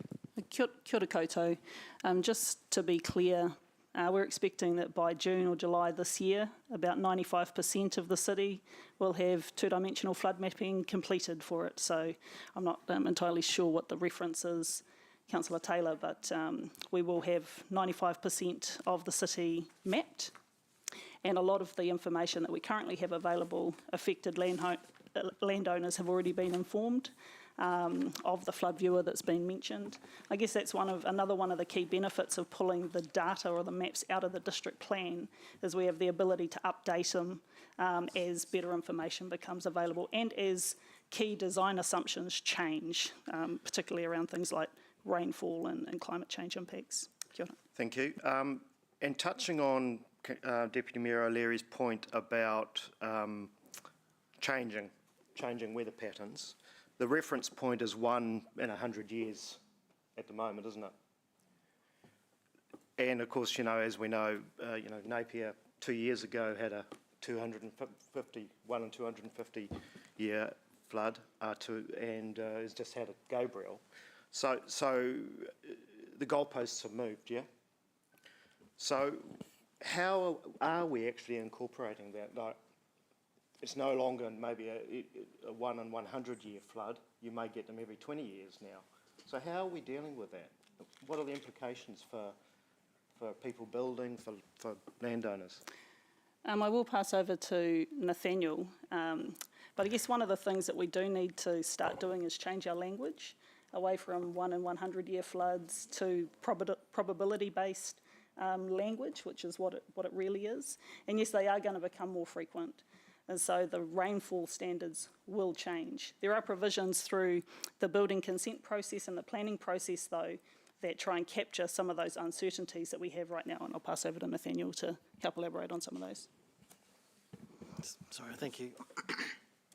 Just picking up on one particular point, the flood hazard mapping that we do prepare does incorporate the latest assumptions for climate change. So the what we call our technical term RCP 8.5, it is taking into account the increasing rainfall that comes along with climate change in terms of what we map on the ground. So that's one particular response. Also in how we deal with development that does occur in those areas that may be affected by low levels of flooding, where we generally see solutions along the lines of freeboard or which is the amount of space that you have your floor levels above the surface of the water, so a much higher gap. So if there is a more than 100-year event, you still have a bit of float, excuse the pun, but before the flood waters actually starts impacting on housing. But in Plan Change 14, there is, as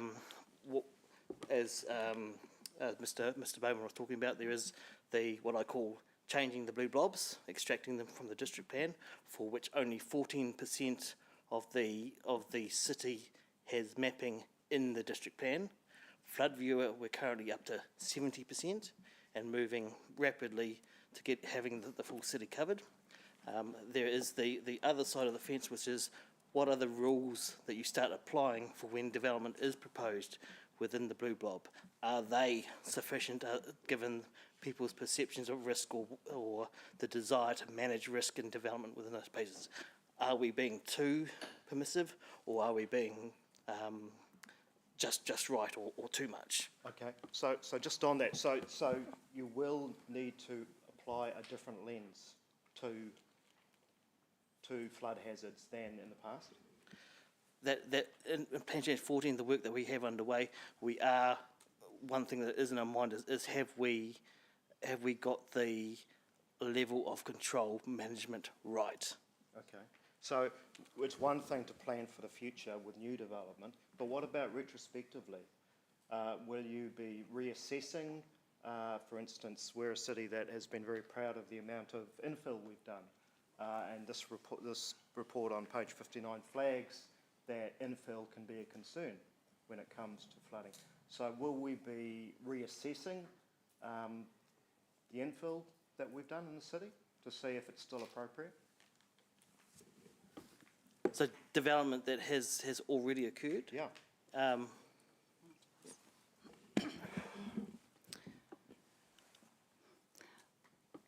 I guess, firstly, my thoughts are with those on the East Coast and up in Far North and in Auckland and what they're suffering through right now. I think those events do give us the opportunity to really revisit the way that we plan and adapt to flood hazard risk. And Plan Change 14 is one of those provisions through different or clearer or potentially tighter planning provisions. In addition to that, though, I think there is a program of investment that's needed to really start potentially undoing some of the decisions of the past, where we've chosen to do things like fill gullies, pipe streams, build and overland flow paths. So I think there is a program of work that will be necessary to protect overland flow paths and daylight streams over time. It's not something that we'll be able to do straight away all at once. So I think that as we start getting better understanding of where the overland flow paths are that we potentially haven't protected, there'll be a prioritised program of work that helps us look at what investment we need to manage those existing risks. And I do think that by doing that, it also helps to support intensification by prioritising those investments in the areas that we want to see intensification in the city. Thank you, Chair. Thanks for your indulgence. Just two quick ones, just to finish off. It's sort of pertinent to the next issue as well, so I thought it was best to flesh it out now, if that's all right. Sure. Do you anticipate nationwide that there's going to be a response to Gabrielle in terms of the government's, in terms of attempts or attempting to hold local authorities accountable for the flood mapping they've done in the past and the future? Do you see it upping the ante because of the climate change events that we've had this summer? Will we be under more scrutiny? I think that we will be under more scrutiny. I think that it certainly highlights the reality of these risks here in New Zealand, which in a lot of ways is helpful. Because it's no longer an abstract event that happens somewhere else in another part of the world. We've got a very relevant and local example of the impacts of climate change. But what the government's response might be, I don't know. Okay. And lastly, perhaps Councillor Jeffery, I just might invite Mark to make a comment there, because Sure. I think Hamilton's response, preempting those events, but through our response to MDRS, and through our approach to Plan Change 12, in many ways shows that we were tackling the issues that was running contradictory to what some of the legislation of the government had asked us to respond to. But Mark, can you just maybe comment on that? Oh, so at a macro level, I mean, it's really about why we've been trying to focus intensification in certain areas, so Stage 1, Central City, walkable catchment, because that's where we can invest commensurately to support that level of intensification through waters. And the other point I'd make is that you'll recall the MDRS provisions came out. They didn't provide for quite any permeable surface. They didn't provide for certain other green policies, which we have, through Te Tiriti Whaimana, introduced. So basically to improve some of the on-site performance of some of these developments in storm weather conditions and things like that. So we are, I guess, taking proactive steps, but to Jackie's point, some of those existing networks, will struggle. Okay, thank you. Last question to Mark. Sorry, just one other point, Councillor Jeff. There is going to be a briefing very shortly on the wider issue of flood view and flood hazard mapping and the work that we're doing. So beyond today, there'll be a chance to really explore this topic in some detail at a briefing as well, because we appreciate the sensitivity and the timing of this, but equally how it lines up to our district planning program. Sorry, Councillor Jeff. Thank you. Mark, you mentioned that it was important for the commissioners doing Plan Change 12 to have visibility of the findings of Plan Change 14. Yeah. So it is a you see Plan Change 14 as very important before decisions are made about future infill and housing. Yeah. Yeah, that's correct. Yeah, so we've been pretty clear that effectively we see the new flood hazard information that it's coming to hand to be critical in the decision making on PC12. Conscious that given the sort of RMA process constraints around scope, that perhaps not all of the content of Plan Change 14 will be able to be taken account of under 12, if that makes sense.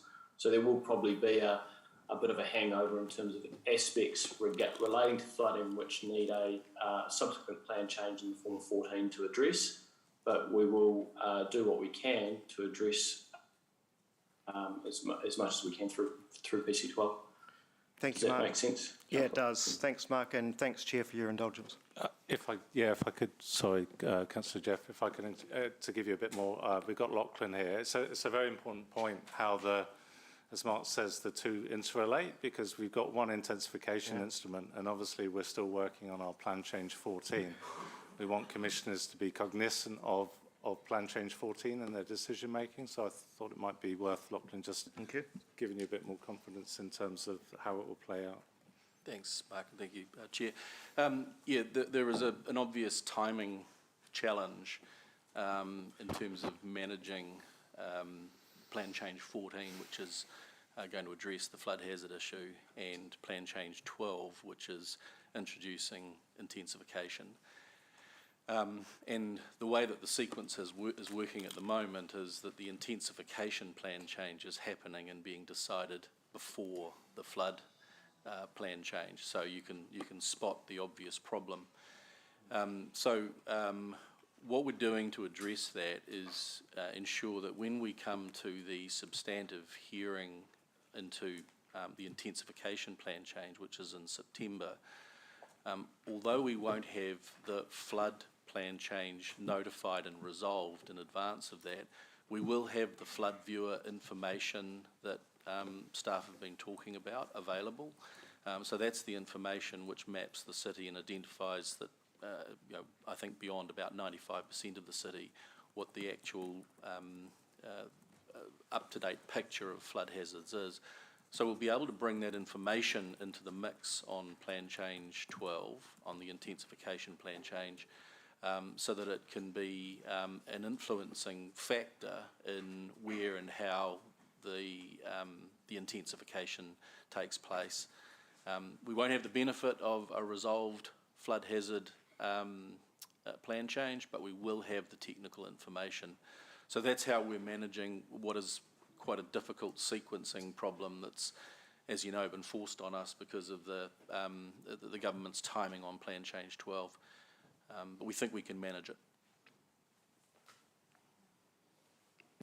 Thank you. Thank you. Oh, Mark Davey, are you there?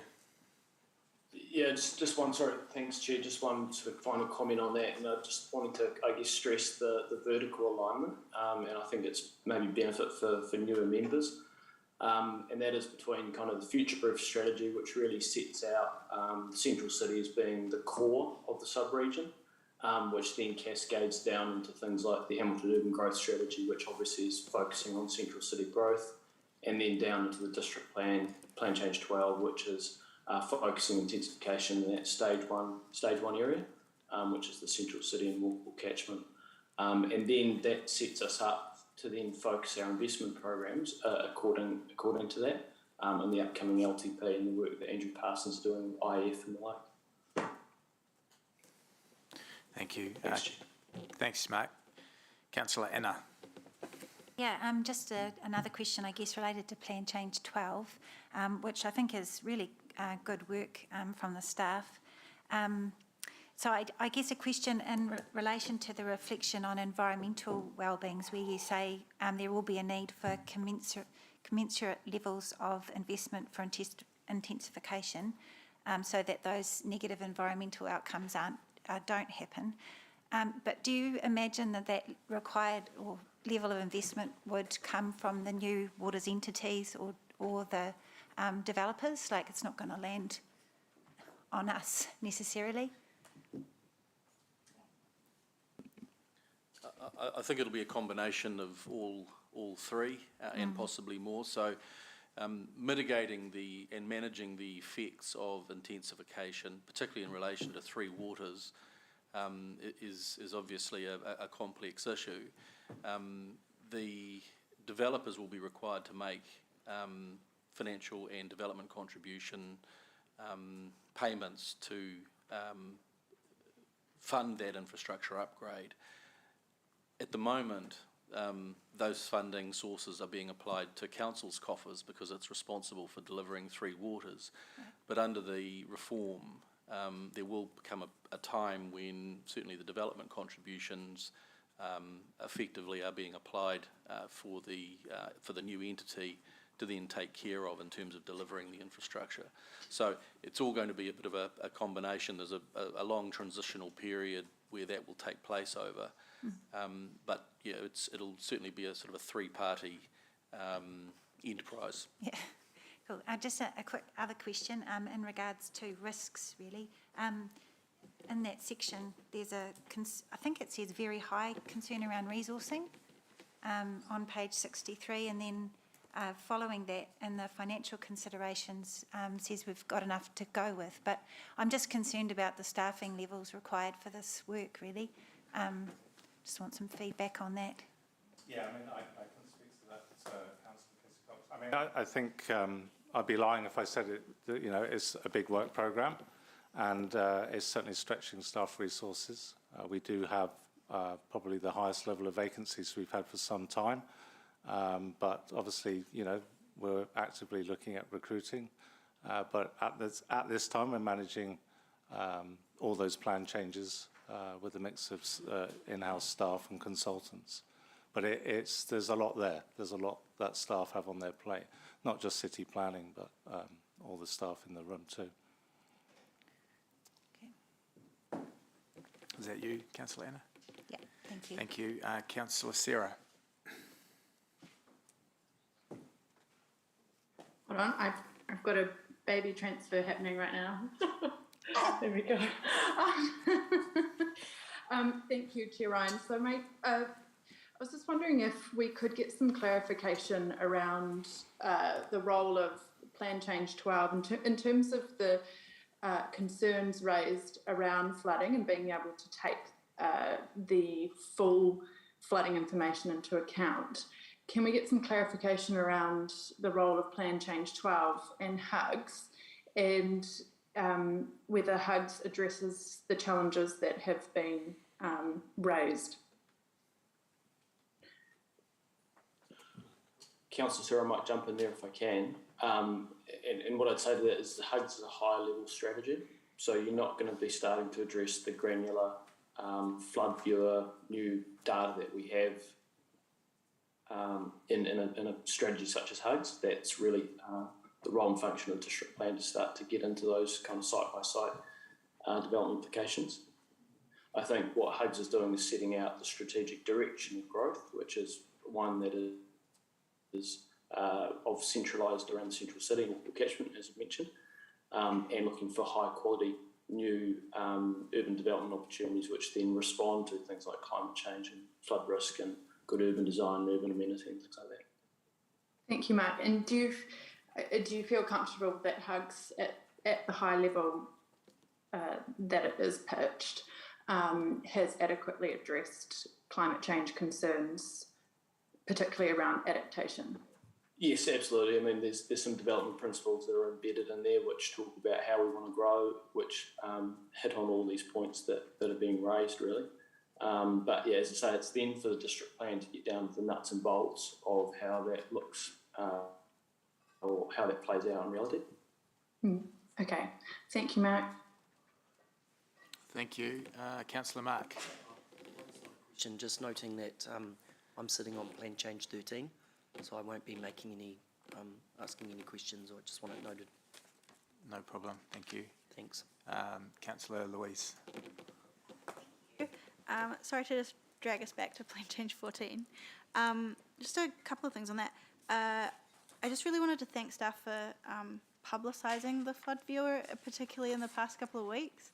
I was actually in a meeting where I was asked about it, as a councillor who happens to be in this meeting, do you know about this flood viewer thing? And I happened to have the tab open because I'd been in a council press release, and they were one, very amazed that I had it open, but also just really grateful to see it. So I think there's a much renewed interest in the flood viewer tool. So I think council's done a really great job of telling people about it. I just had well, some of my question was answered just around that 95% will be covered soon. So thank you for providing that. There was a really interesting article published by Malcolm McCracken a week or so ago, and he talks... Sorry, we're just trying to get to questions. I'm getting there. He talks about the difference between infill, redevelopment and regeneration, and I just noted in point 57, to ensure the above flood hazards and latest flood hazard mapping are considered when processing resource consent applications. Would having the latest flood mapping be able to say to potential developments, particularly with infill, to say, got to have more swales or got to have more rain gardens? Are you able to like apply that to infill to make sure that you've got more permeable surfaces? Yes, I think that's the general hope, that PC14 will direct better intensification to take account of those. Irrespective, we are pushing, I think as Mark said earlier, those green policies already through 12 in terms of permeability and additional planting, tree planting and other policies there. So yes is the short answer. Yeah, that's the idea. Can I have points around for getting to a question? Well done. Thank you. That was it. Mayor Paula. Just in respect to the variety of tools that we have all these plan changes with their purpose, and then we have the district plan, and I understand some of the concerns that other elected members are raising, and we do want to continually improve that way that we build the city with infill in mind. I think we all accept there's been some not very good results in the past, but the question is, how do these things come together, in your opinion, to ensure that we get what we need, which is housing? You know, we need a housing, but we do it in a way that lifts the standard and in fact addresses some of the concerns that have been raised. You know, better stormwater, better protection for houses in sensitive areas, etc. How do these things come together? Because sometimes we're often talking sort of parallel and apart, if you know what I mean. We've got the plan changes, then we've got the district plan. Ryan, I know you're across all of those in your portfolio, but it may be of interest to people to understand what mechanisms we can bring to levers to manipulate what. So it's a great question, Mayor Paula, and I probably will call a couple of friends on this one, but I think it starts first of all with being really clear on our strategy and being really clear on the strategic direction that we are following as a city and as a metro area. So again, as Mark has talked about, we are actively involved with Futureproof. We've been there for a long time. We've got some very clear strategic direction around where we as a sub-region want to grow, how we want to grow, and that has been cascaded down through really thorough pieces of work such as the Metro Spatial Plan, through into HUGs, which is the next item on the agenda, and then through into our integrated work programs, which are across council on a range of things. The district plan work program, well, there's various elements in there. There is the work program that Phil Hazelden was talking about, the transport program business case and how that links into Access Hamilton. There's the work of Jackie Collier in terms of the wastewater studies, both north and south, and the detailed work program there. And I could go on in terms of the various work programs of council. And I guess the key here is that everything we are doing is anchored back to good strategy, and our work programs have a very clear delineation or line of sight back to those strategies. So, you know, I want to reassure you that the reasons we're bringing these very complicated issues to this committee is because this committee is all about strategic growth and interlinking land use planning and land use decisions and investment decisions around that strategic growth. So the answer is really the work of this committee and the types of matters we're bringing to you here, but anchored off the likes of Futureproof, Metro Spatial Plan, HUGs, and then down into the various work programs that feed off that. But I just might ask Mark if he wants to add anything to that. Happy to take it, I think. No, Blair, yeah, Mayor Paula, I mean, hopefully, like a perfect orchestra, that's interlinked. I mean, I think, you know, seeing everyone in this room, it shows you the complexity now. I think it's always been there, but in terms of strategic land use integration with Three Waters infrastructure, design, green policies, all of those things now are on the table. And I think with things like Flood Viewer and our additional knowledge that we have now around our Three Waters capacity, which is really the crux of Plan Change 12, this is all on the table. So I think it's doing density well, it's doing it intelligently, and it's doing it in the right places. But we need all that layered information to make those judgments. And then our poor old consents team will then have a lot of information to give to developers, make them aware of, like the Flood Viewer, but also they have that information when it comes to future intensification schemes. So bear with me if I just do play devil's advocate on just one thing, just to test that, because I think you're right. I think we've got all sorts of strands working together, and hopefully they're coming together and are kind of plaited together to achieve the same result.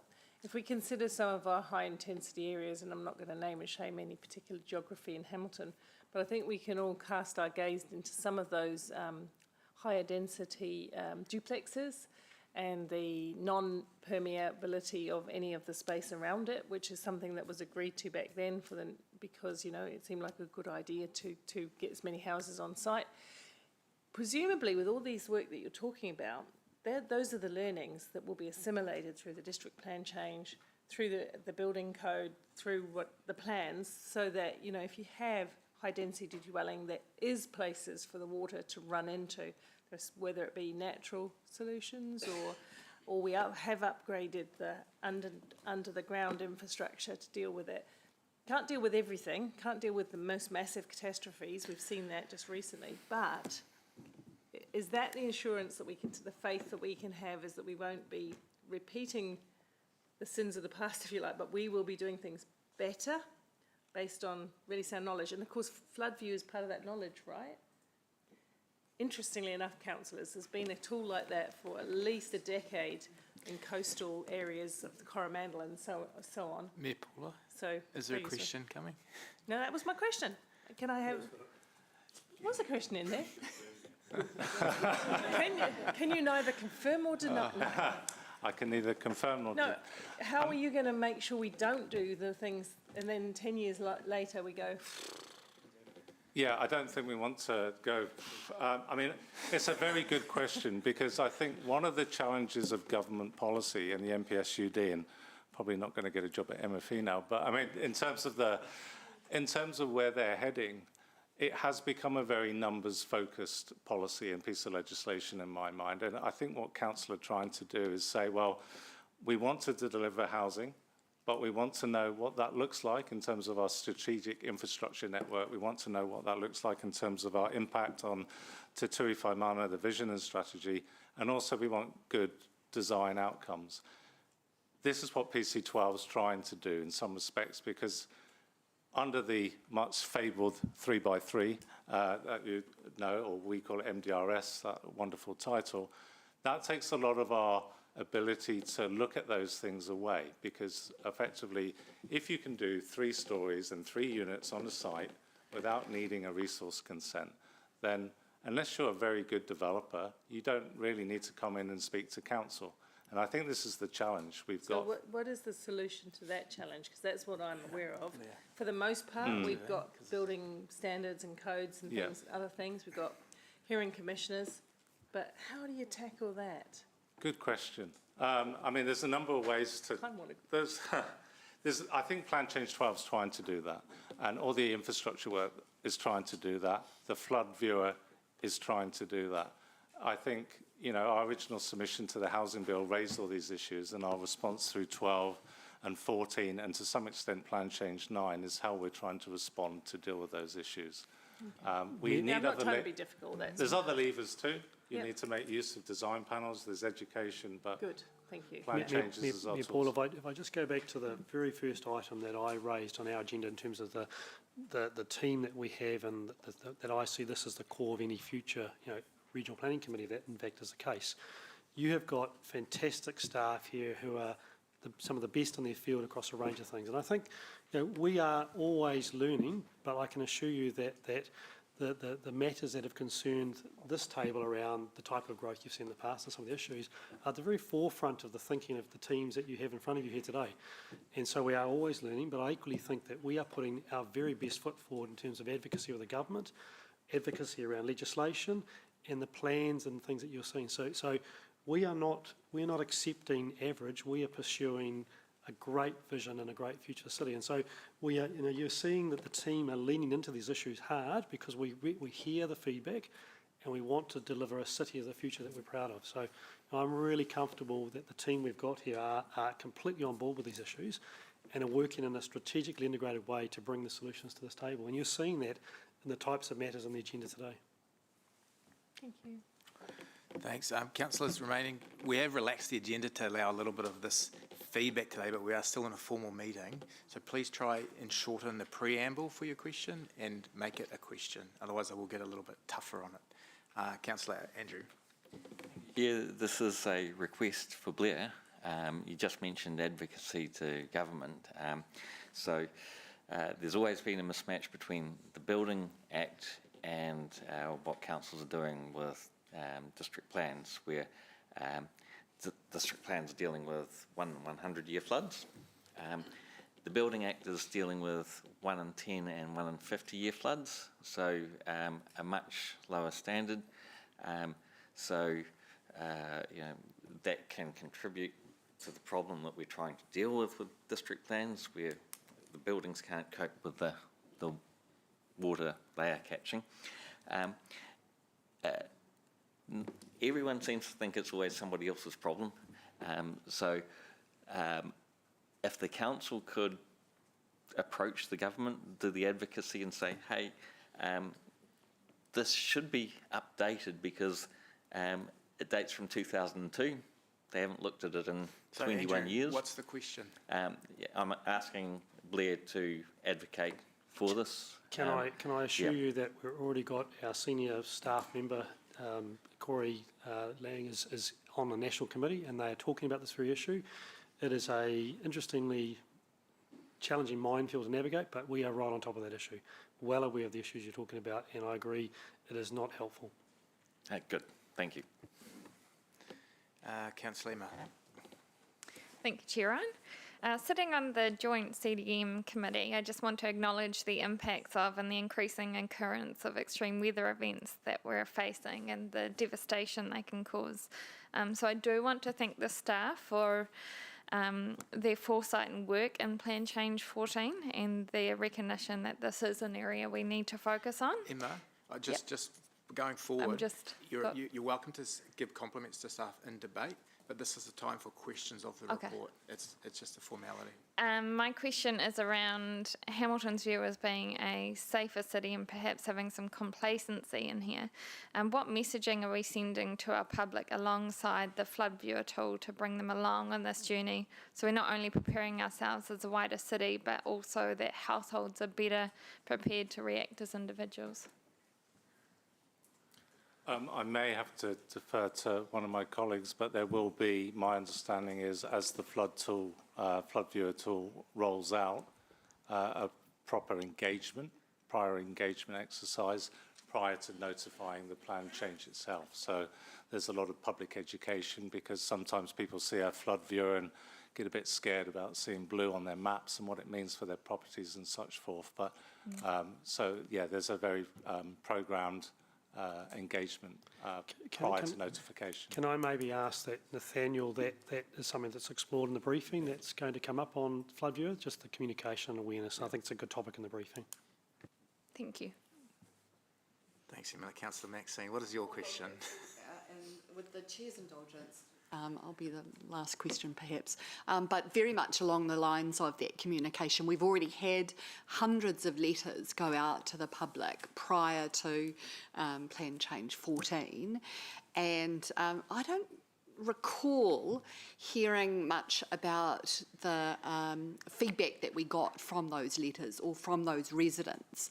And I wanted to have an understanding of whether that was an overwhelming amount of people, and perhaps also what now might we expect in terms of public view and visibility and their sensitivity now to the events of recent weeks and the impact that that will have potentially? I mean, it's a good question. There's so many, as we see in the first page of that report, plan change overload, and we've had heritage letters and PC12 letters, but I mean, certainly my colleague Simone there, from a comms perspective, you know, will know the best approach, how to deliver the messaging on Plan Change 14, because I think we are cognizant of the fact that there's a lot of recent engagement that's gone. I mean, certainly for PC12, the intensification, there's a very thorough public engagement during the submissions period, and you know, we went out into the community to tell them what the intensification provisions meant and what the government direction was and what our response was. So I'm very confident that there will be a similar pre-engagement exercise prior to notification. I think, Councillor, look, it's a great question. Can I take that offline with the team? I think that, you know, one of the challenges is with the planning process is we're now in a commissioner hearings, but that can go for some time. But how do we keep the public informed as to what's happening? So we'll have a discussion with Simone and find the appropriate channels to keep the public informed as we're going through this kind of quite technical process. Thank you. Thank you. Thanks, Chair. Done. Thanks, Councillor Maxine. And just to follow on from that, probably a question for you, Blair. With the upcoming Your Neighbourhood event, if we're not already, would that be a good opportunity to showcase the flood viewer applications? Or look, can I refer that to the team? Yep. Certainly, we've got a number of people going to that across a range of topics, so we'll take that on board. Thank you. Okay, after all of that, thank you for your understanding in the role that I'm in to enforce our standing orders, so that's why I seem like I'm a little bit strict. But we're going to move into debate, and all that we're debating is that we receive the report. So that was just some information, but you're now welcome to comment. And the good thing is you're under time. Yeah, so feel free to give those comments and in general feedback and preamble. I'm happy to move. Councillor Jeff, second. I don't wish to say anything, but I wouldn't want to rob you of the opportunity. Okay, good. Councillor Taylor. Thank you, Chair. Yep, I'm talking about receiving this report, how wonderful it is to receive this report. Look, just on the Plan Change 14, which there was a lot of questions about, I think it is going to be a very challenging piece of work for the council and the community, which we shouldn't underestimate. I think flood mapping will become increasingly important. And I think about the Havelock North incident and then the whole Three Waters thing that followed. I can see a similar sort of thing happening where there will be significant nationwide reaction, I think, to the summer's weather events. And a growing amount of scrutiny on council's decisions, past and present, about where and how houses are built. And I think the proliferation of intensive infill has got to be a part of that. Obviously, the goalposts have moved. We will need to provide for more frequent flooding and worse flooding. And that might well come down to us examining again what type of housing we're building and where. And it's particularly relevant for the city because we've boasted for years about being one of the highest cities in terms of infill in the country.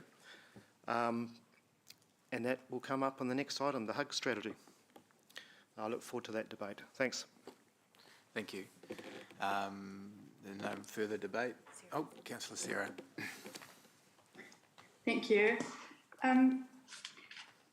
Flooding is certainly at the forefront of everyone's minds right now, and also along with our preparedness for climate change as we're expecting to see more extreme weather events. But I do want to actually acknowledge our staff who've already been looking really hard at stormwater and flooding issues for a long time now, and all credit to them in terms of already being at 70%, having 70% of the city mapped for flooding. And I want to note that actually we're very clear that we have taken climate change into account in terms of the modelling that we've done to inform the flood maps. And we've looked at various scenarios, including a 3.1 degrees Celsius scenario. So that means, I guess, a future where the world has warmed by 3.1 degrees, which is quite extreme, and we should all hope that we never get to that point. So I want to acknowledge staff have been taking this into account, and that the Plan Change 12 is addressing these issues, or at least we're doing our best to address them with minimum permeability standards, minimum trees on properties, infrastructure assessments before builds can go ahead, as well as a three waters policy which acts as a backstop. So if all else fails, then we would be able to say, sorry, this still can't go ahead because infrastructure is not in place. And so I think we just have to be really careful when we're looking at intensification. A large part of this is how we intensify, not whether we intensify. And what's important is that we're focusing our intensification in areas where we can then focus our investment and get things right, and that we're building in a way which is sensitive to future climate scenarios. So, yeah, intensification is not the issue. It's really us putting in the right infrastructure, having the right requirements around how that intensification is done, and doing that early on in the process. Thank you. Cool. If there's none other, we'll go to the debate. Those in favour of receiving the report? The motion is carried unanimously. Thank you. We'll go straight into item 9, Hamilton Urban Growth Strategy.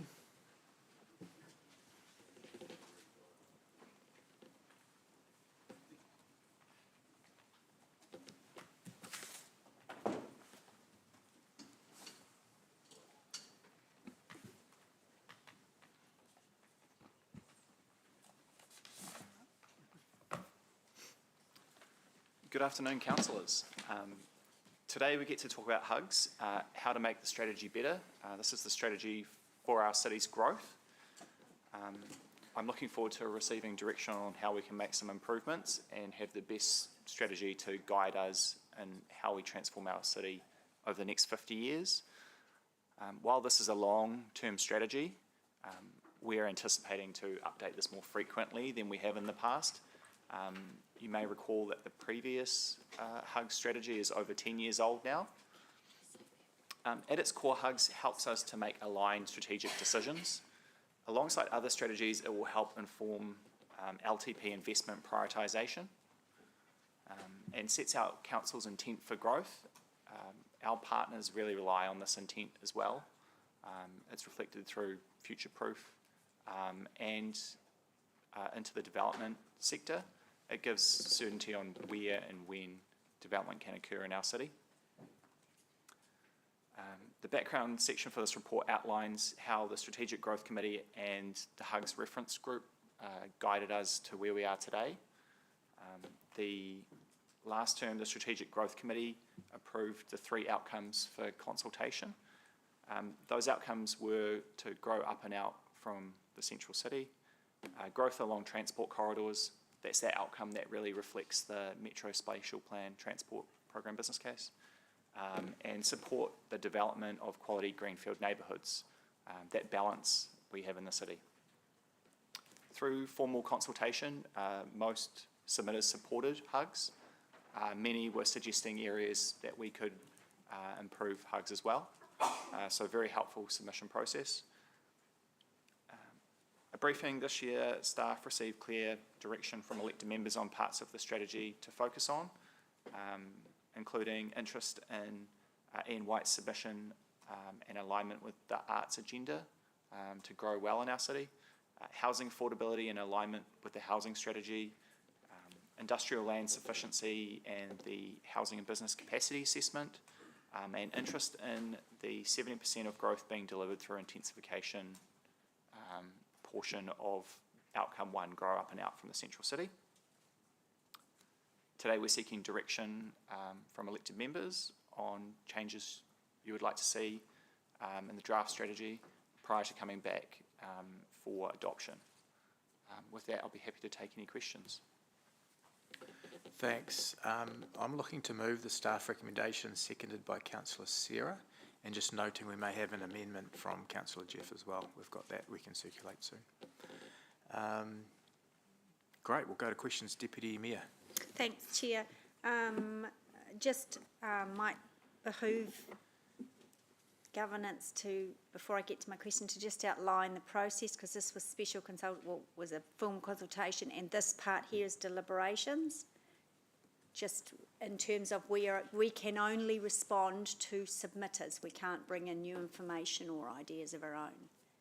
As you've just stated so eloquently, it is very much what the submissions were, the feedback that has been received, not changing, adding brand new components that have not been consulted on and not been fed back through that consultation process.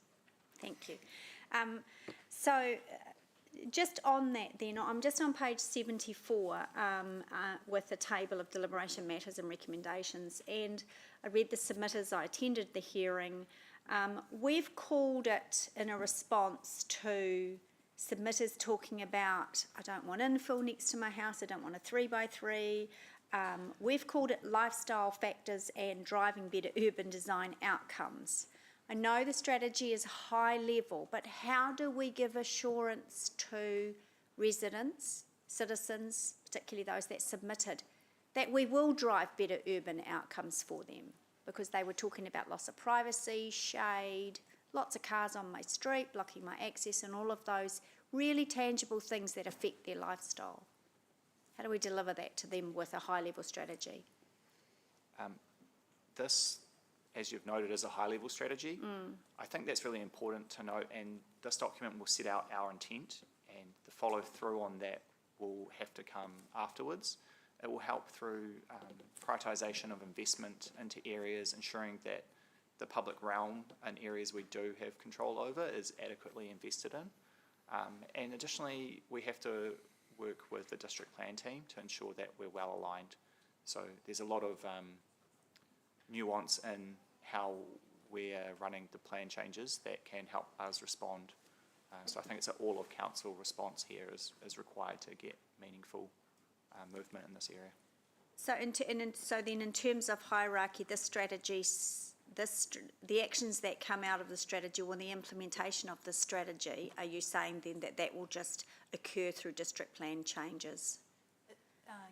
Or is Deputy Mayor Angela? Yeah. So we've got the LTP coming up. Yeah. And so how this strategy will work out, it's a strategy-led LTP. So the outcomes that are set out in the strategy will help drive some of that infrastructure investment, and it's waters infrastructure, which may actually be delivered by a different entity, transport infrastructure, community infrastructure and amenity as well. And then it also helps support or actually guide the decision-making and investment of partners like Ministry of Education as well. So all of those things, when you combine them together, alongside things like biodiversity, nature in the city, all that sort of stuff, that's what delivers great communities.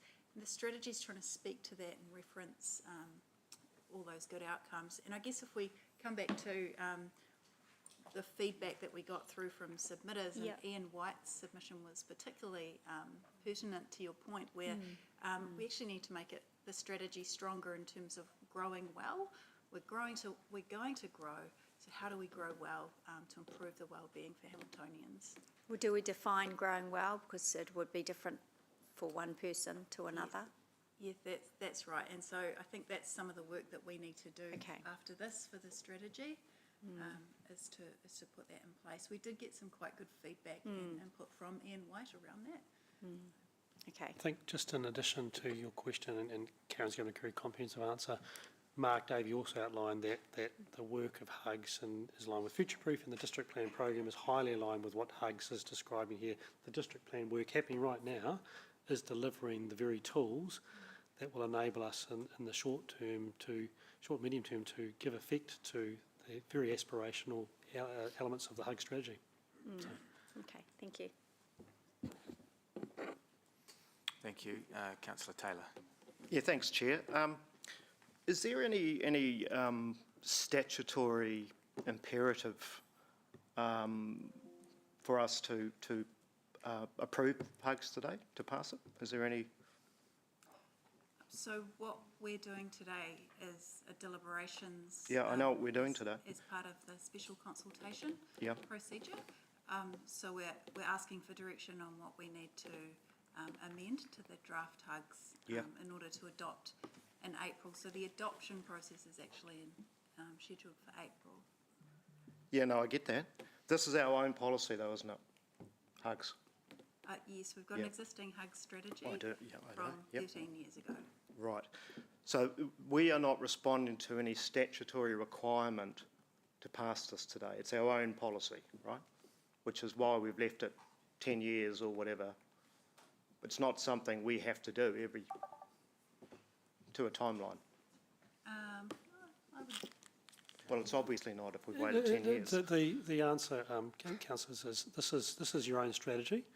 It's not prescribed by law, but it is very good practice, and that is what we've had an existing HUG strategy that's been in place for, as Karen has said, over a decade. This work is a foundational part of our thinking into the future, and I think as Mayor Paul asked a question earlier. With respect, Blair, that's not what I asked. You answered the question. Sure. So is it entirely impossible to delay approving HUGS today? The consequence of delaying this process will mean that we will go through into an LTP cycle without the guidance of a growth strategy that's been updated, but that's not to say that you couldn't. Right, so it's possible. Right. And what timeframe would interfere with the LTP process? The LTP process has already started, so in an ideal world we would have HUGS already, so as soon as possible is preferable. HUGS also helps feed into the future development strategy, which I believe is legislatively required at a future-proof level. Right. Okay. So two things. There's no statutory requirement to pass this today, and it can be delayed.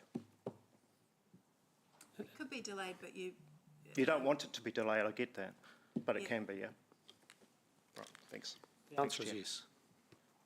Thank you. Councillor Louise. Sorry, question about what's in it.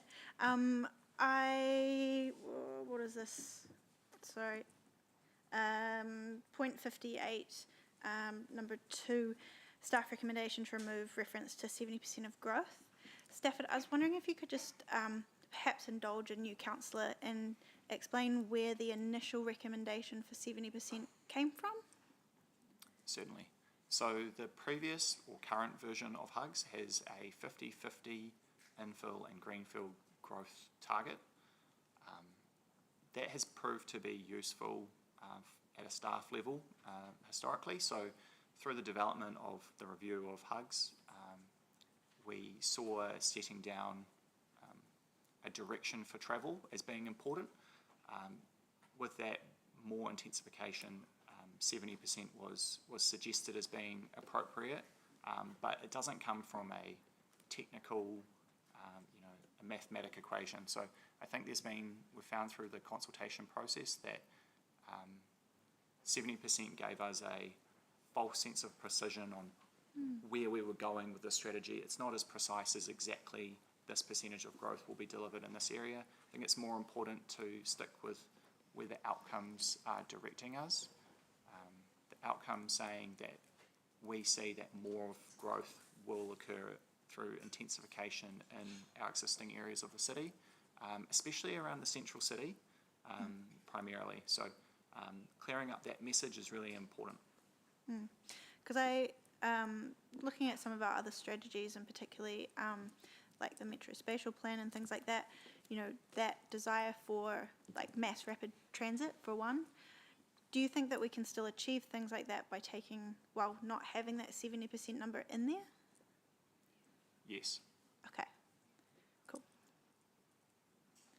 Thank you. Mayor Paula. Just looking around about pages 72 and onwards, where it talks about the alignment with other strategies, and just following on from the line of questioning that Deputy Taylor, Councillor Taylor, sorry, I was going to call you Jeff and all sorts, Jeff raised. Following on from Jeff's questions, this would then, by delaying it, there would be a slight void, wouldn't there, between, I shouldn't leave the question, what would the implication of it as being aligned with other strategies be if you delayed this? Because one thing is informing the other. Second question is, we've gone through a public process of consultations, submissions, and we've heard, what would be the reasonable expectation at the end of a process which you've tested with the public? I don't know if my questions are quite clear. I'm quite tired today. Okay, I can answer those questions. Thank you, Mayor Paula. So the implications of what if the HUG strategy was delayed? So as I was mentioning before, the LTP that has already started, the planning for that, commencing 1 July, for the LTP from 2024 to 2034. So HUGS is set to inform that, and for example, where the outcome from HUGS says we're directing our growth towards the central city, that actually tells the whole organisation in different parts to line up their investment towards supporting the central city as a great place to live.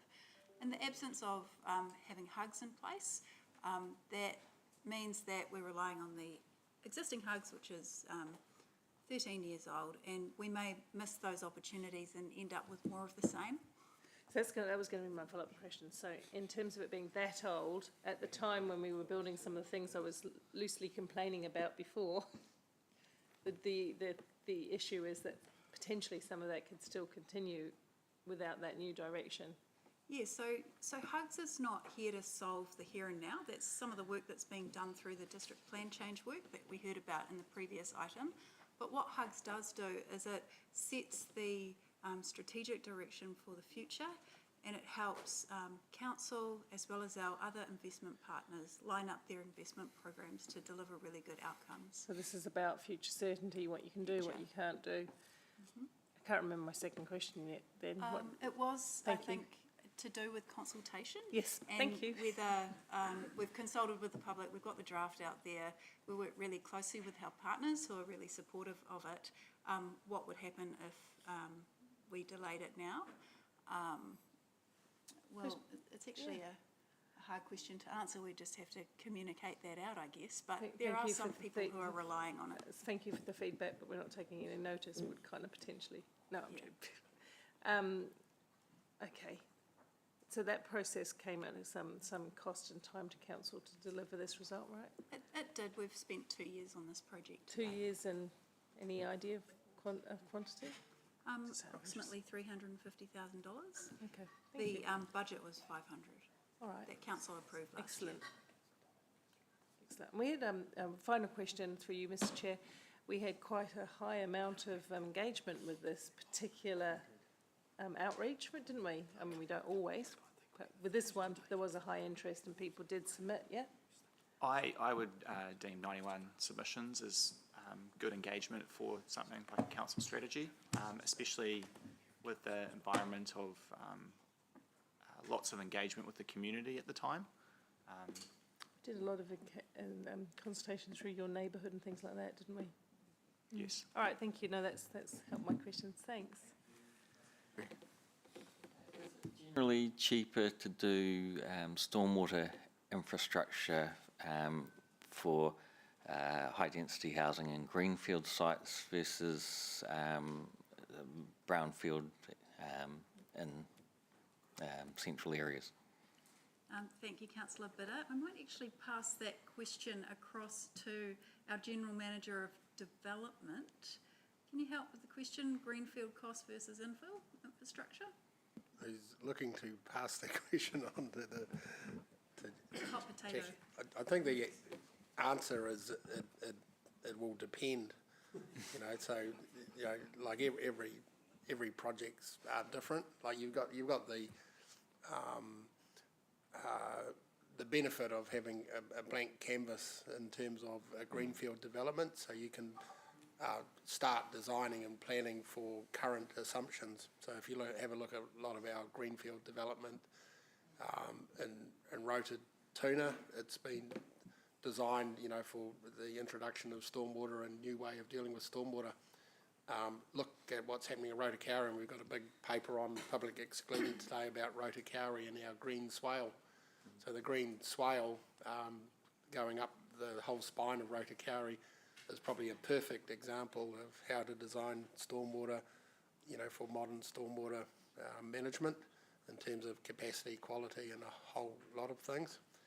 But certainly are really challenging in brownfields because you've got lack of space, you've got pipes that were the thing to do and 50 years ago that are in and dealing with stormwater. Very hard to introduce quality and quantity changes. So you heard Jackie talk before about progressively over a long period of time looking to get back to our gullies and management around our gullies. So there's a big journey to go through on brownfields.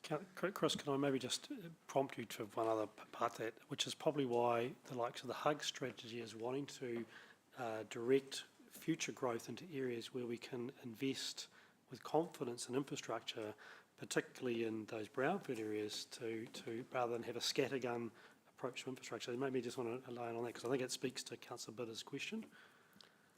Yeah, I think that's true for any infrastructure. If we can target our investment into certain areas, you'll get the best effect. If we, you know, spread it around, it's a heck of a lot harder. So Jackie, anything to add? Just one thing to add. I guess the design standards and expectations have changed a lot since big parts of the city were developed. And so the majority of our brownfields already built parts of the city have no stormwater treatment. In greenfields environments now, stormwater treatment's a core part of the stormwater solution. So we've got a real task ahead of us as a city to really address that lack of treatment in existing brownfields areas. And we have put forward funding proposals through the LTP to help start chipping away at those existing challenges within the city. Through some of our planning work, we've also been prioritising where we should invest in stormwater treatment and stormwater improvements to get the best benefit for our environment as per Te Ture Whaimana. So it's a massive challenge for us, just I guess lifting the level of performance for the existing built parts of the city to what's expected today, and that will cost a lot of money. Thank you. Thanks. Councillor Moko, you no longer a question? No, my questions have been answered. Awesome, thank you. Councillor Sarah.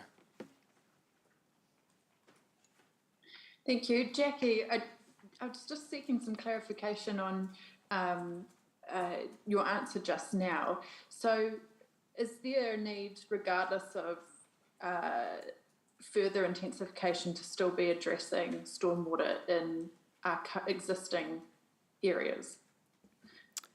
Yes, there is. So we've got obligations under our comprehensive stormwater consent to improve stormwater quality, and that includes in brownfields environments. So does, I guess, targeted intensification, like we're looking at, provide an opportunity to invest into these areas and renew infrastructure that is going to need to be addressed anyway? I think it does provide the opportunity to do that and to deliver stormwater infrastructure that serves a range of benefits, not just a functional stormwater conveyance or treatment benefit, but also provides amenity and improves biodiversity and provides recreation space. So if it's done right, not necessarily on a lot-by-lot basis, but on a larger scale, there's definitely that opportunity to deliver a whole range of outcomes by targeting where intensification or new development happens. That makes sense. Thank you. Thanks, Sarah. A couple questions from me, probably to you, Karen. In the document, it talks about the 50,000 potential people that can live in our new greenfields developments.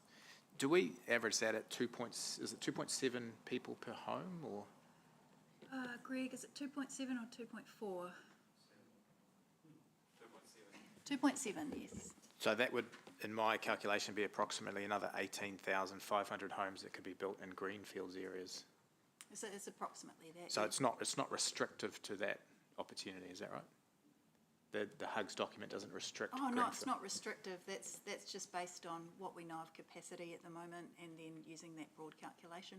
Thank you. And also earlier we talked about inclusionary zoning, and although we haven't got a legislative piece at the moment through the HUGS principles, we've got value capture, which sort of, I guess, is a parallel to that conversation. Would that be fair? Yes. Yes, there is. I think that's a really good point. Where we haven't made decisions already, HUGS gives us a framework to help guide a negotiated outcome that we might get to.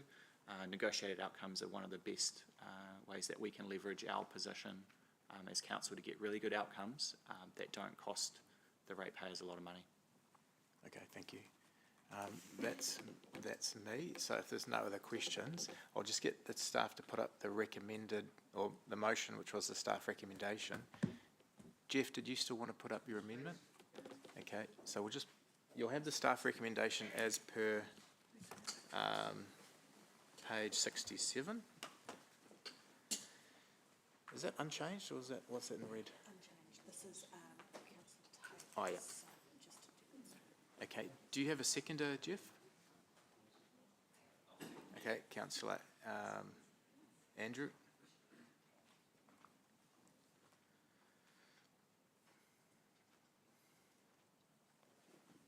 Do you want to just speak to your amendment so everyone's aware of? Oh, yeah. Yep.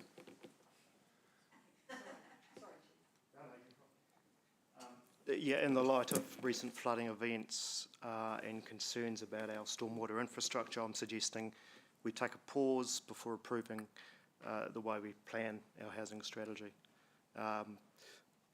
There's very important flood hazard work via Plan 14 underway, and I'm suggesting we get that information first.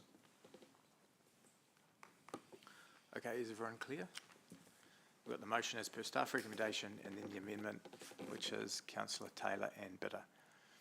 So we will go to debate now, and I'll kick it off as the mover. Look, obviously I'm supporting the staff recommendation and supporting the work that's been done over the last couple of years. This has been a real iterative journey, and what we've heard today is that this document complements the work of the organisation, it complements the work of the district plan and our higher growth documents. Recently we won $150 million from the IAF, which was an incredible government bid of infrastructure, which was focused around the central city and up Ulster Street, well, mainly central city actually. This document supports that, so it's in alignment with building in and out from the central city. In terms of intensification, our central city is already intensified, so it kind of makes sense that we double down there, and at least now we've got the ability to focus our infrastructure and retrofit in and around that. We've heard about Plan Change 12, which we know was quite a prescriptive mandate put upon metros, and I've always been really proud of the response this organisation has led against that, in particular around stormwater. Where the legislation said zero permeability, we've pushed back and said 30% permeability. Where they said no trees, we said 2 trees.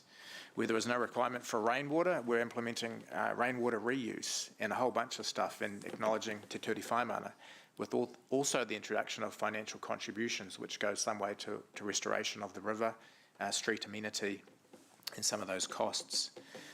We've heard today the importance of Plan Change 14, which is vital, and that'll be a proactive and investigative response into flooding. HUGS has no conflict with that document. In fact, HUGs can be redeveloped and iterated every 3 years.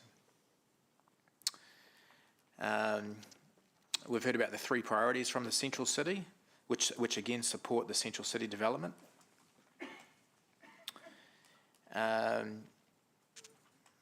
It doesn't stop greenfield development. In fact, within HUGs, which is up to a 30-year vision, we can have up to 50,000 people housed through 18,500 greenfield developments. Those greenfield developments will have adopted some of those principles that I just talked about. So the greenfield development will be nothing like we've ever seen before. The other thing which is really key, and I draw your attention to page 104 in our document, is the value capture principles, which a lot of our outside of the boundary developers have already seen and are supportive of. Some of those things include alignment with key public transport corridors, affordable housing choices, sustainable and integrated infrastructure solutions, significant land value uplift for the benefit of the wider community. Without those principles in place, to Stafford's earlier point, how can we negotiate? It takes that ability away, so that if we've got out-of-boundary opportunities, we've got something up front that we can negotiate with. So I think it's pretty special. Thank you. We'll go now to Deputy Jeff. Yeah, look, after the events of previous weeks, I do think we need to take a pause and think about the way we're planning the city. This is relevant to issues raised by submitters during the process about the balance of infill versus greenfield, whether we have sufficient infrastructure to cope. So that's why I'm suggesting we wait until this absolutely vital work is done before to ensure that our citizens will be safe with the direction of housing strategy that we choose. With climate change, it could be a real paradigm shift, and you'd be a very brave person right now to ignore that, with parts of the country underwater and people still missing. And as I'll show you in a moment, when it comes to HUGs, there's no hurry. There's no rush to get this policy over the line. I don't support the changes to HUGs that have been made today. I think they're cosmetic and tinkering around the edges. The 70% aspirational figure is gone, but the thrust of the direction hasn't changed at all. Development of a so-called compact city with the majority of growth being infill. One of the elements of HUGs is to develop a city that is resilient to the impact of climate change. How sure are you that we're doing that? You heard Jackie talk about our complete absence of stormwater infrastructure in parts of the existing city. Combine that with high levels of infill, you've got a huge problem. And we know the type of infrastructure, the infill we've been getting, puts massive pressure on existing infrastructure. Suddenly you've got more concrete, you've got more hard spaces, you've got less green space for drainage. There's a fundamental difference between planning housing subdivisions from the outset with green space for drainage than infill where a couple of houses get pulled out and then you've got half a dozen duplexes plonked on the site. We're a city that's boasted for years about our levels of infill housing, amongst the highest in the country. What has been the impact of that when you compare it, when you put it aside our lack of stormwater infrastructure? Is there a day of reckoning? Plan Change 14 is desperately needed homework. Mark Davey earlier described it as critical information that needed to be considered. At a time when flooding is becoming commonplace, what could be more important right now? So why wouldn't we hold off on agreeing that HUGs could wait until that work is done? It's not a statutory document. It's been 13 years since the last one. And to suggest, as someone has today, that we need it for our LTPs, well, we've had 2 LTPs without a HUGs, without an updated HUGs. We've managed okay. I do not think it's necessary to rush it. And it's bad practice to embark on a fundamental strategy without this important information. This is a long-term strategy for Hamilton's housing development. Yes, it's high level, but let's not rush it. Just look at Auckland, Napier, Hastings, and I think you'll agree there's a hell of a lot at stake. Thank you. Thanks. We'll go to Councillor Serra. Thank you. I think it's completely unnecessary to be delaying this strategy. firstly, the strategy explicitly addresses climate change in it, and this is a high-level strategy. It talks about not building in natural hazard areas, and it talks about the other side of the coin, which is also to be reducing our emissions. We've heard from staff that the right place to be addressing the concerns that Councillor Taylor has raised around where we build, where the right places to build are, whether the infrastructure is in place in order to be able to responsibly enable building, is in Plan Change 12. And he's right that the flood mapping exercise and the information that will come from that is critical information, but it's critical information for Plan Change 12, and that's where the real work will happen to enable us to do that good planning that will help to ensure our communities are resilient and that we're building in the right places and in the right way. HUGS is about targeting our investment in growth so that we can get really good outcomes, because if we can target it, then we can put money in to actually put in the stormwater infrastructure that we need at the quality and at the that we need it. And so if we focus in a few areas, which is what is proposed, then we can actually enable intensification in a way that is also going to address any climate hazards going forward. Good density and good neighbourhoods don't happen by accident, and a real problem we've had is over the last number of years is that we haven't front-footed the infrastructure before enabling intensification to happen. And so this is actually about making sure that the right infrastructure is in place well ahead of us having a lot of intensification occurring. So HUGS is critical when it comes to our planning around the long-term plan, and I don't think that it is a good move to be delaying it now. Finally, I would just say that, again, staff have already been looking at things like stormwater master plans. They've done a huge amount of work already around what's required in terms of stormwater in brownfield areas. And we already have a lot of information in terms of our flood maps. We're 70% of the way there. We're going to be 90% of the way there by the middle of this year. I don't think it's going to achieve anything to be waiting for this plan change to happen before we sign off this strategy. Thanks. Thank you. Deputy Mayor. Thanks, Chair. Look, I'm always a strong supporter of process, and I will be supporting the motion because I think that the amendment is out of scope of that process. We're here to respond and to deliberate on the citizens, organisations and developers that submitted and came to a hearing on this strategy. And while it's great that there's an increased focus now on climate change, which is a stark contrast to last term or the term before when there were many in this chamber that echoed denying climate change, I'm happy with that.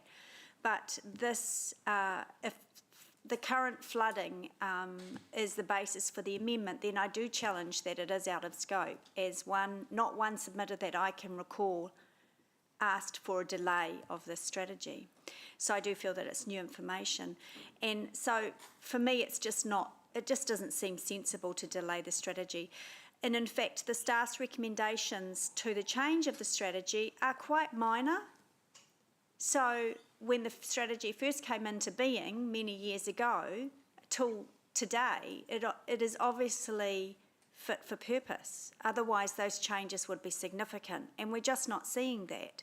So I don't think it's appropriate to say that we've gone through 2 LTPs with an possibly outdated or unrenewed, if that's the right word, strategy. It's obviously being fit for purpose, and we're seeing that today. That's the evidence. My only concern with the strategy is from the Department of Fancy Words that we have somewhere in the building, and now we've got a new one called Grow Well. I do challenge that. because what I would think would be growing well in intensification, somebody else would have a completely separate definition. So if we can fire the people that work in the Department of Fancy Words, I'd be pretty happy, and you know I like plain English. But look, let's not delay having a strategy under the guise of flooding.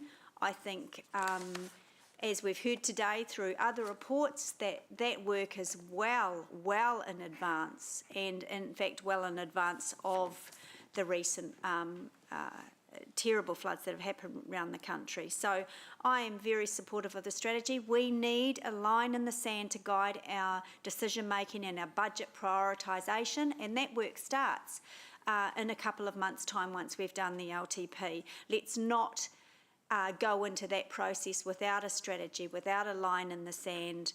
Otherwise we end up with hodgepodge decisions again, and I don't like hodgepodge decisions for a city. So great work to staff, thank you, very happy to support the motion. Thank you. Councillor Andrew. Jeff isn't rejecting Hugs, he's just wanting a delay. Hugs is still important. Plan Change 14 is important. There's, from Chris Allen's comments, we see how complex some of the issues are when applied to intensification in detail. We have a bit of time up our sleeve in terms of intensification because of Plan Change 12, and that developers will be holding off wanting to start designing intensification until they have certainty on the outcomes of Plan Change 12. So we're not losing anything in terms of intensification progress. So I think there is value in taking a little bit longer to make sure we get things right. Thank you. Mayor Paula. Thank you. Thank you. Strategies are there to provide clarity and direction, and we need that. As a council, we need a clear direction, one that the community understands, accepts and can buy into and supports, and that's of course what they have done with this. They have through the submissions. We need evidence-based, transparent approaches for the public, and that's what this plan provides. Now, it is only a strategy. It's not a plan, it's a strategy. So it's a guidance document. I don't want to see bad development. I've made that really clear. We've all made that clear for a number of years now. And we all accept that historically there has been some pretty bad development, and some of that has been infill, and some of that has been infill in the wrong places. But there's been good infill as well, and homes have been built.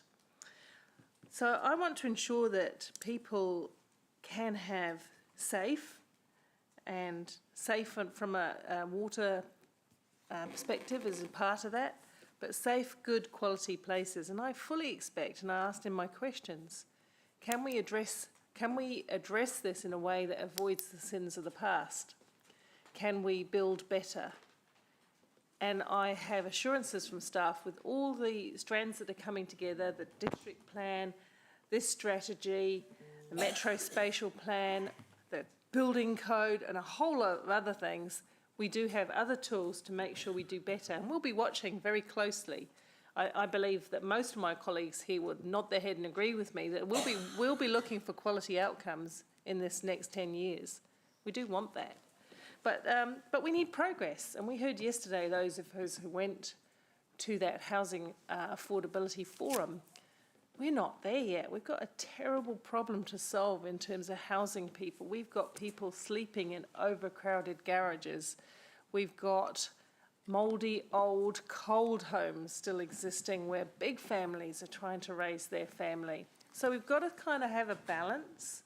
And because this is a strategy and a guidance, not a directive, it's more of let's do this together as opposed to you will. The you will bits come in somewhere else. Now the flood viewer, when I remember seeing the first demonstration of it, you get a reaction when you see where the water is in relation to some parts of people's properties, and I can understand that. and it's concerning, but it's good to have evidence. From evidence you build up better results, and we are aggressively attacking our water infrastructure, and of course with 3 waters now, who knows where some of that will go, but they have recognised the need to do stormwater better, and we all agree with that. In terms of the floods, using an emotive argument to influence planning is a little bit harsh in my view. My heart goes out to those people. The reasons why they're flooded go well beyond anything that we're talking about today. And we need to lean into helping our neighbouring councils through that hard time, because local government is all in this together. Thank you. Thank you, Paula. Councillor Louise. Thanks, Chair. Some of you might know that climate change is quite personal to me because I grew up on the Coromandel, and a lot of my childhood was spent walking past beachfront homes that we often discussed would one day perhaps not be viable. And I didn't live in any of them, but it was quite, a thing I pondered on often. But the thing about climate change is that it is not about knee-jerk responses because climate change is suddenly visible. Climate change is about strategic responses, and HUGS is a strategic response. I was really reassured by the staff's comments, particularly around 95% for the flood view by the middle of the year, and Ryan summarised a lot of them very well. I also think that we really need to show leadership in this space, especially regarding some of the lifestyle factors brought up by submitters. I think it's unfair to criticise infill when poor design outcomes happen across the city, including in Greenfield. I am excited to see us use some of the information that is coming very shortly to have more of my favourite things, such as swales, and to later, enable things like trains and trams. But we have to do this work, and, not to be a token new councillor and say, let's do things and get things done, but let's do things and get things done. Comments I know that Angela has shared with me around this term being the term of doing. So I think it would be foolish to delay it. Thanks. Thank you, Councillor Anna. Yeah, I will be supporting the staff's recommendation today, and I guess just to reiterate what many have said already, that HUGS is that high-level document that we need, and we all want to see density done well, and we want to see more examples of that in our city. But HUGS won't get us there alone, and I think we've heard today of the incredible work of our staff to, in a variety of ways, achieve density done well. So I think it's exciting. I'm also really pleased to see how our submitters and their thoughts have been incorporated or will be incorporated, particularly around, even though it is jargon growing well, because of the greater attention that may be given to housing affordability, as Mayor Paula advocated for as well. So, yeah, I will be supporting the motion. Thank you. Thank you. Councillor Moko. Our city has been screaming out for housing for many years. I am heartened by the submissions that we have received, particularly in reference to Te Ture Whai Manawa Te Awa, and the submitters' focus around keeping our ecological green footprint alive within how we grow. HUGS is not the silver bullet. I am also encouraged today around a number of our subject matter experts in planning. That gives me hope. It would be remiss of us to delay these recommendations, and therefore I support it moving forward. Kia ora tātou. Kia ora, thank you. Is there anyone I've missed before I go to right of reply? No? Okay, thank you everyone. Look, I largely actually agree with Councillor Jeff and Councillor Andrew. I just think by agreeing with them, I'd support the motion. I think the amendment is actually, to me, a little bit out of scope.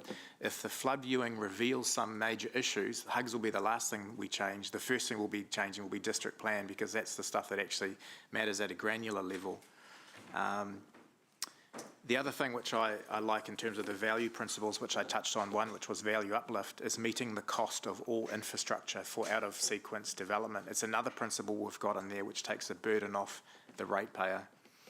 Finally, just in closing, I just want to acknowledge the work staff have done on this. I know Stafford and Karen in particular, you've taken a lot of pride and put a lot of effort into this, so I just want to acknowledge your work and the wider team. We are a interrelated beast that is council, and I know that's something you've taken into your work, so I just want to acknowledge that. Thank you. We'll go to the vote. So we're starting with the motion, the amendment, sorry. So the Taylor Bidder amendment, we'll go to the vote. Those in favour?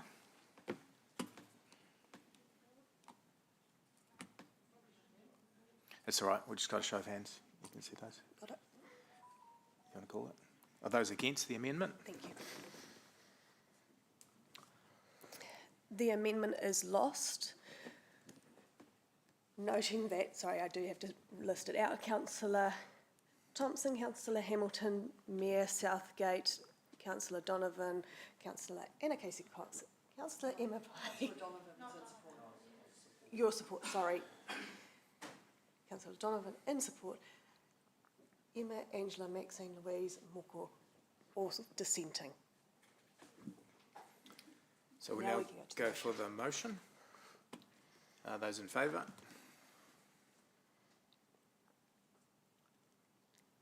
And dissenting. The motion is carried, noting Councillor Taylor dissenting. Thank you, everyone. We'll go to lunch for 45 minutes.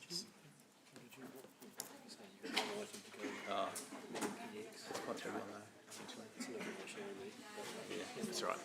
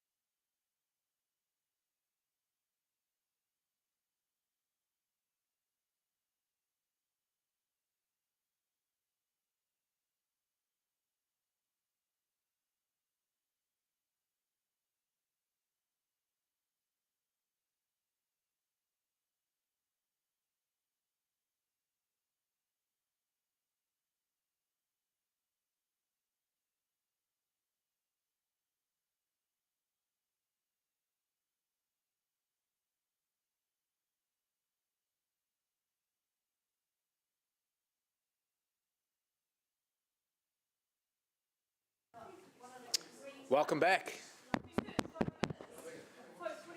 35. I'll make sense here. Ladies and gentlemen. You normally would have 4 people here, the government, or 3? 3 in the room. Cool. All right. Amy and Chantal are doing well. They're 2 staff down today, so it's just the 2 of them. But they're doing great. We are up to... Hope you all had a good lunch.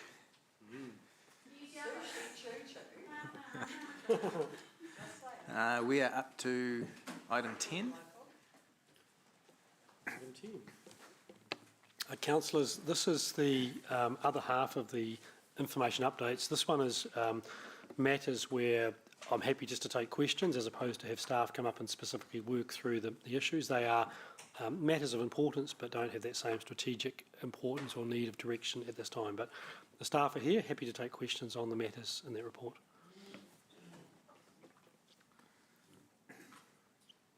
I should just add that some of the topics in here will, from time to time, move between a general update and a strategic update. So they are here only because we feel there's nothing that specifically needs to be brought to your attention, needing an in-depth conversation. Is there anything you need to bring to our attention, Blair? That we should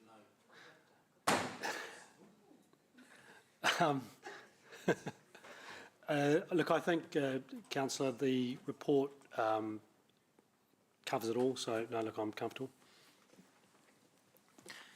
I'm not going to deliberate if we don't need to. Moko, are you happy to move? Yes. Seconded by Councillor Louise. Is there any debate? None. Those in favour? Carried unanimously. Too late. All right. Resolution to exclude public. I'll move. Seconded by Councillor Maxine. Those in favour? Carried. Just give the team a minute to close up. Blair said to me afterwards we could have done this before lunch, but I thought it could be another big agenda